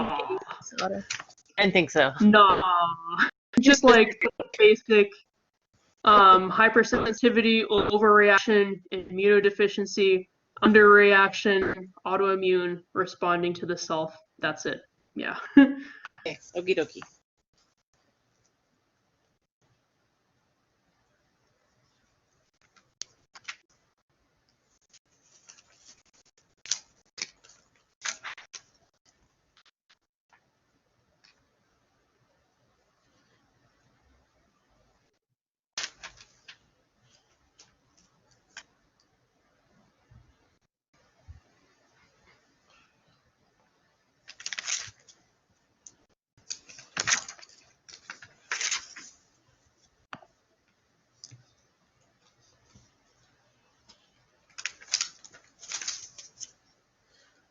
I'm looking.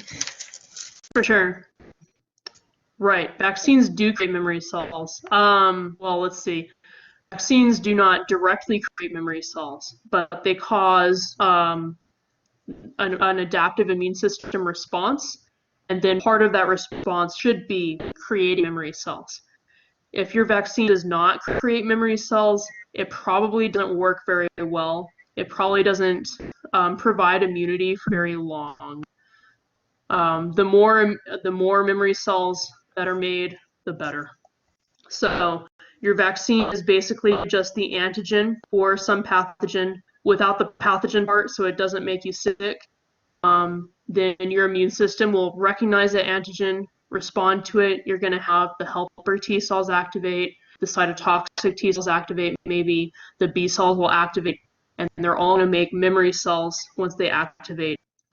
And then when you actually encounter the real pathogen, you have to have those memory cells so that you can respond quickly. So if you have a vaccine that does not stimulate memory cell creation, it might protect you for a bit because it is still going to cause, an adaptive immune response, probably. And as long as it does cause an adaptive immune response, you would be at least protected for as long as that response is active. But once the response is kind of over, those TC cells, they're going to be killed. They're going to go into apoptosis and die. Only the memory cells will not die. So in order to have immunity that lasts, you need the memory cells to be formed. If you had, some vaccines are kind of weak vaccines, so they would just make like a weak immune response, and you would probably make some memory cells, but not that many. If you made not that many, they will live a long time, but things happen and they do die. So if you didn't have that many made in the first place, then probably the immunity will not last that long because they're just going to die of I don't even know, natural causes. Things happen. Life goes wrong, and the memory cells die. If you had like a vaccine that made a whole lot of memory cells, it made a really strong immune response with a lot of memory cells, then you can expect that even though a few of them are kind of dropping off as time goes by, due to the vicissitudes of life, some of them will still be around and have that immunity lasting for a long time in the future. For the COVID vaccines, it sounds like they're not maybe gonna last that long. Yeah. Which makes me think either it's not a strong immune response or not really making memory cells. And I don't know why that would be, honestly. I know that a lot of people are having a strong immune response, you know, because we've been hearing about young people dying of cytokine storm, which is an extreme immune response, where just so many cytokines are being released that not only is it killing the pathogen, but it's killing you now as well. So I don't know what's going on there, you know, but it seems like the memory cells are not really being formed, unfortunately. We might end up lining up every few months for our shot.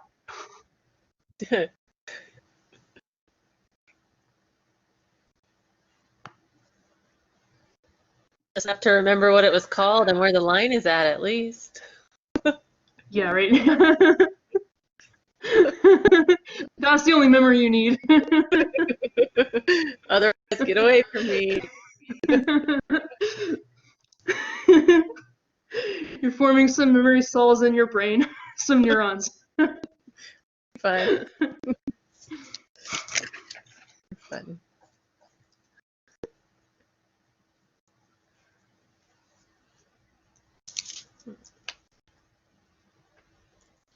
So, in your opinion, this is a goofball question. In your opinion, which one was more complicated of the first, second, or third? Obviously, it's not the first defense. That's probably the easiest. Right? Yeah, that's the easiest. In my opinion, I'm gonna say third. The second has more parts in it, but in the third, it's like every part has this long frickin' activation sequence. Yeah. You know, with little details that are different. There's like parts of it that are the same for the TH, TC, and B cells, but then there are other parts that are like different. So there's like some details there to remember. And then with all the antibodies and the functions of all the antibodies, it's a lot. Wow. We kind of need to know what antibodies, like all of the antibodies, IgG, MAE. We need to know about those, like where they go, kind of what they're known for on the test. Yeah. So actually, just specific ones, like it's actually listed on the study guide. The one that's most common or found in secretions or able to cross a placenta or used as B cell receptor or made first. So just know those things, and we'll limit it to that. Okay. Oh, and then I guess technically for our primary and secondary immune response, you would want to know that in the primary response, we're making the IgM, since those are made first, and then we do class switching and make IgG. So in the secondary immune response, we're mostly making IgG.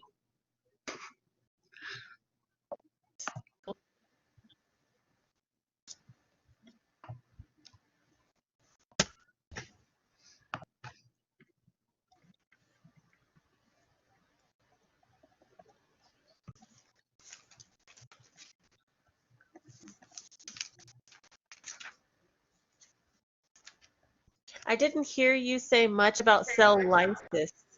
I know I jumped in though after you. Is cell lysis mainly in the, because I missed the innate immunity. Is that part of, is part of the other? So I actually didn't specifically even mention that term, but we did kind of go over it with the innate immune system, yeah, with regard to the membrane attack complex, right? So complement proteins can form the MAC, or the membrane attack complex, little pores in your pathogens, and then they lyse as their contents rush out. Basically, they pop. Mm-hmm. Okay. But I usually say pop instead. I love it. It's way easier. Right. I guess it's easier, but then sometimes we get into things like proteolytic enzyme, which actually, if you know lice, like then the that name kind of tells you more about what it does. So maybe I should switch to the fancy words. So it's mainly part Right. of So the yeah, mostly for the innate immune system. Right. When the pathogen cell gets the membrane attack complex in it, it will have it's not really draining out through those pores because it's just going so fast that like the whole thing will just break open, and so we say it lyses.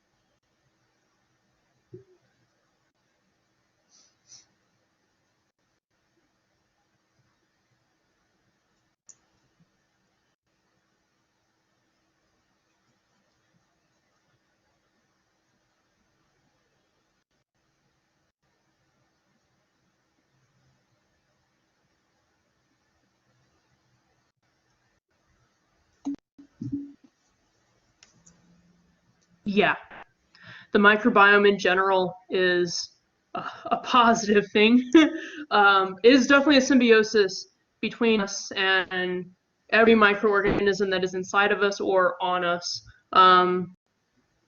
Technically speaking, symbiosis doesn't have to be like a good thing.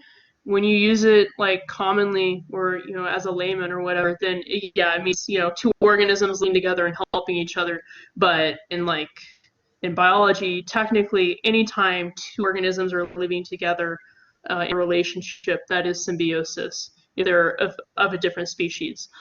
So parasitism is actually counted as a type of symbiosis, even though the host does not benefit. And then you have mutualism, where both organisms are benefiting. And then you have commensalism, where in this case, the micro would be benefiting, and then we are just not affected one way or another. So for our microbiome, you have mostly mutualists and commensals in there. Either they're helping us or they're just not hurting us or helping us either way. And they're, of course, getting a nice place to live with plenty of food coming by. They could be helpful for different things. Some of the ones in your gut can help digest your food. Like fiber that you eat that you're not able to digest, some of those microbes can digest it for you. Also, it seems like having that microbiome is important for the immune system to help it kind of learn the difference between you and not you. Not clear exactly how that works, but you do need the microbiome to have like a healthy immune system. And then finally, just kind of outcompeting pathogens that would come by and try to set up shop and start living. There's already, plenty of microbes living in any surface where a pathogen might like to live, and it will have to compete with all of those microbes in order to thrive.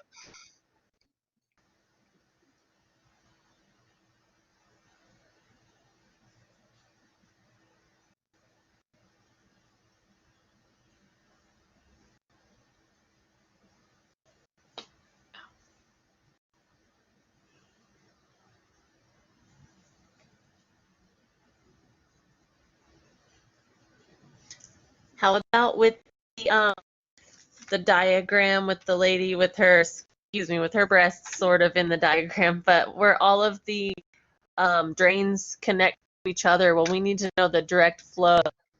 What connects to what? Oh, in terms of like the lymph vessels? Lymph vessels. No. No. I drew that big No. diagram out. Oh, true. I mean, it can be useful to draw stuff out, you know, kind I of always help you do. visualize it. So you need to know, like, you know, like the kind of hierarchy of lymphatic vessels or how they're draining. Let me just check on my test really quick exactly what you need to know. Okay.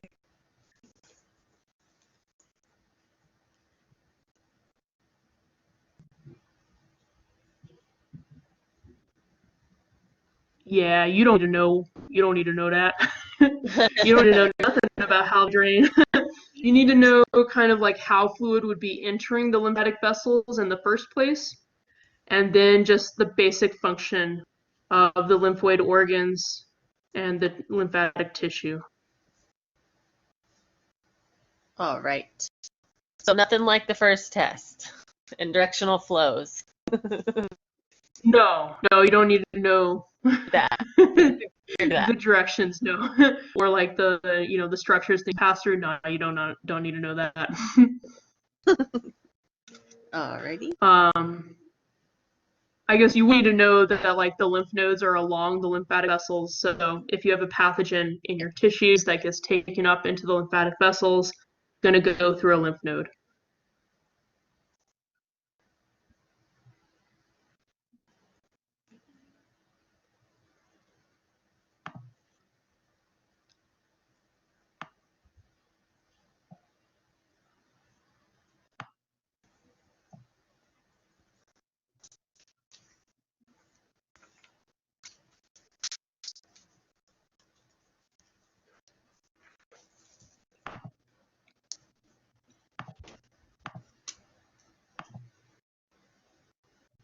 So we'll need to know basically the vessel makeup and functions, since I missed that. Sort of functions too. Vessels. Sorry? So the lymphatic, going back to lymphatic, I need to know the makeup and the functions of all those. Right, Especially yeah. okay. But you don't need to know the detailed makeup. Like, you know, you don't need to know like that a lymphoid follicle has B cells and other types of lymphatic tissue have the B cells and the T cells. You don't need to know that. No. um,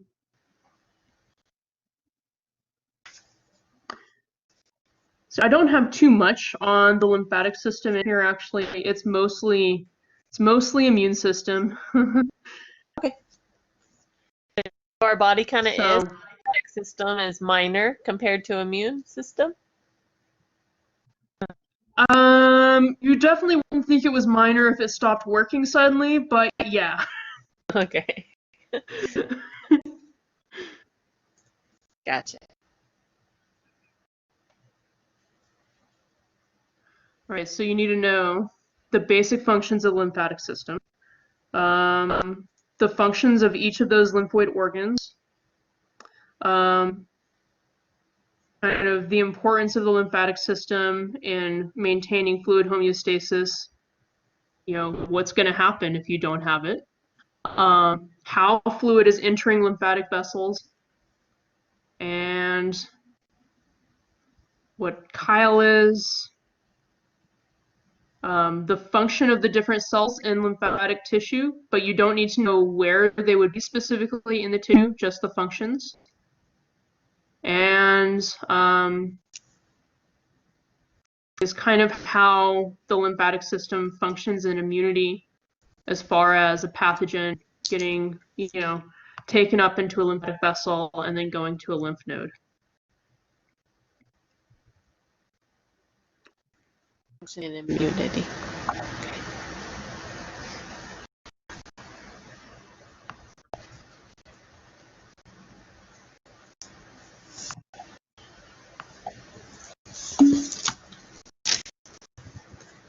Yeah, the thymus is one of those organs in the lymphatic system, definitely.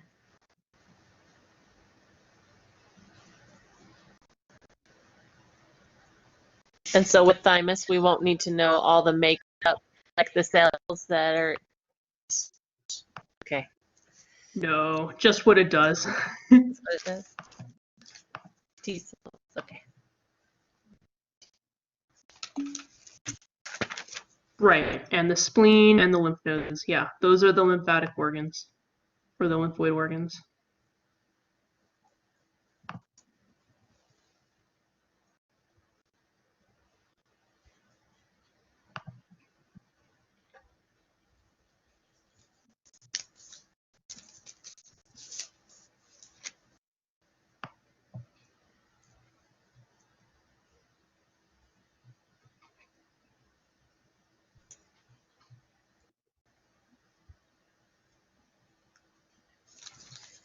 And so look, there's like a tiny section on barely anything. It just says how the lymphatic and immune system works together.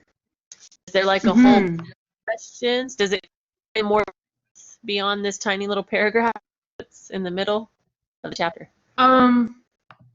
So I guess they're kind of intimately connected to each other, but there's not too much on that in the test. Mostly just, so I'd say, you know, understanding how the pathogen is going to get taken up into a lymphatic vessel, then go to a lymph node.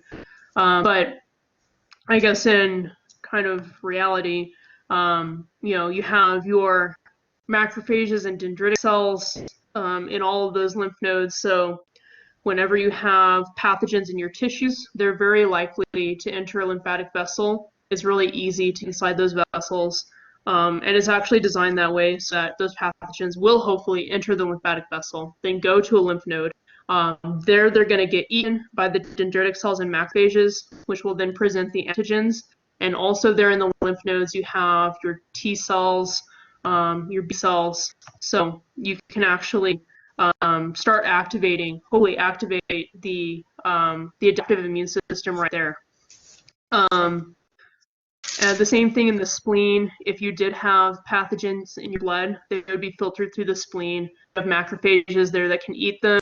Then you have the B and T cells that would, be activated hopefully in response.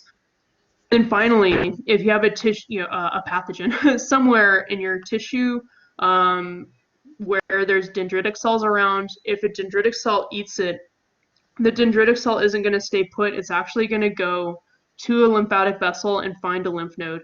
So it'll basically be going through your whole kind of lymphatic vessel system, looking for lymph nodes, trying to find the T cell, the helper T cell, that is able to recognize the antigen from the pathogen.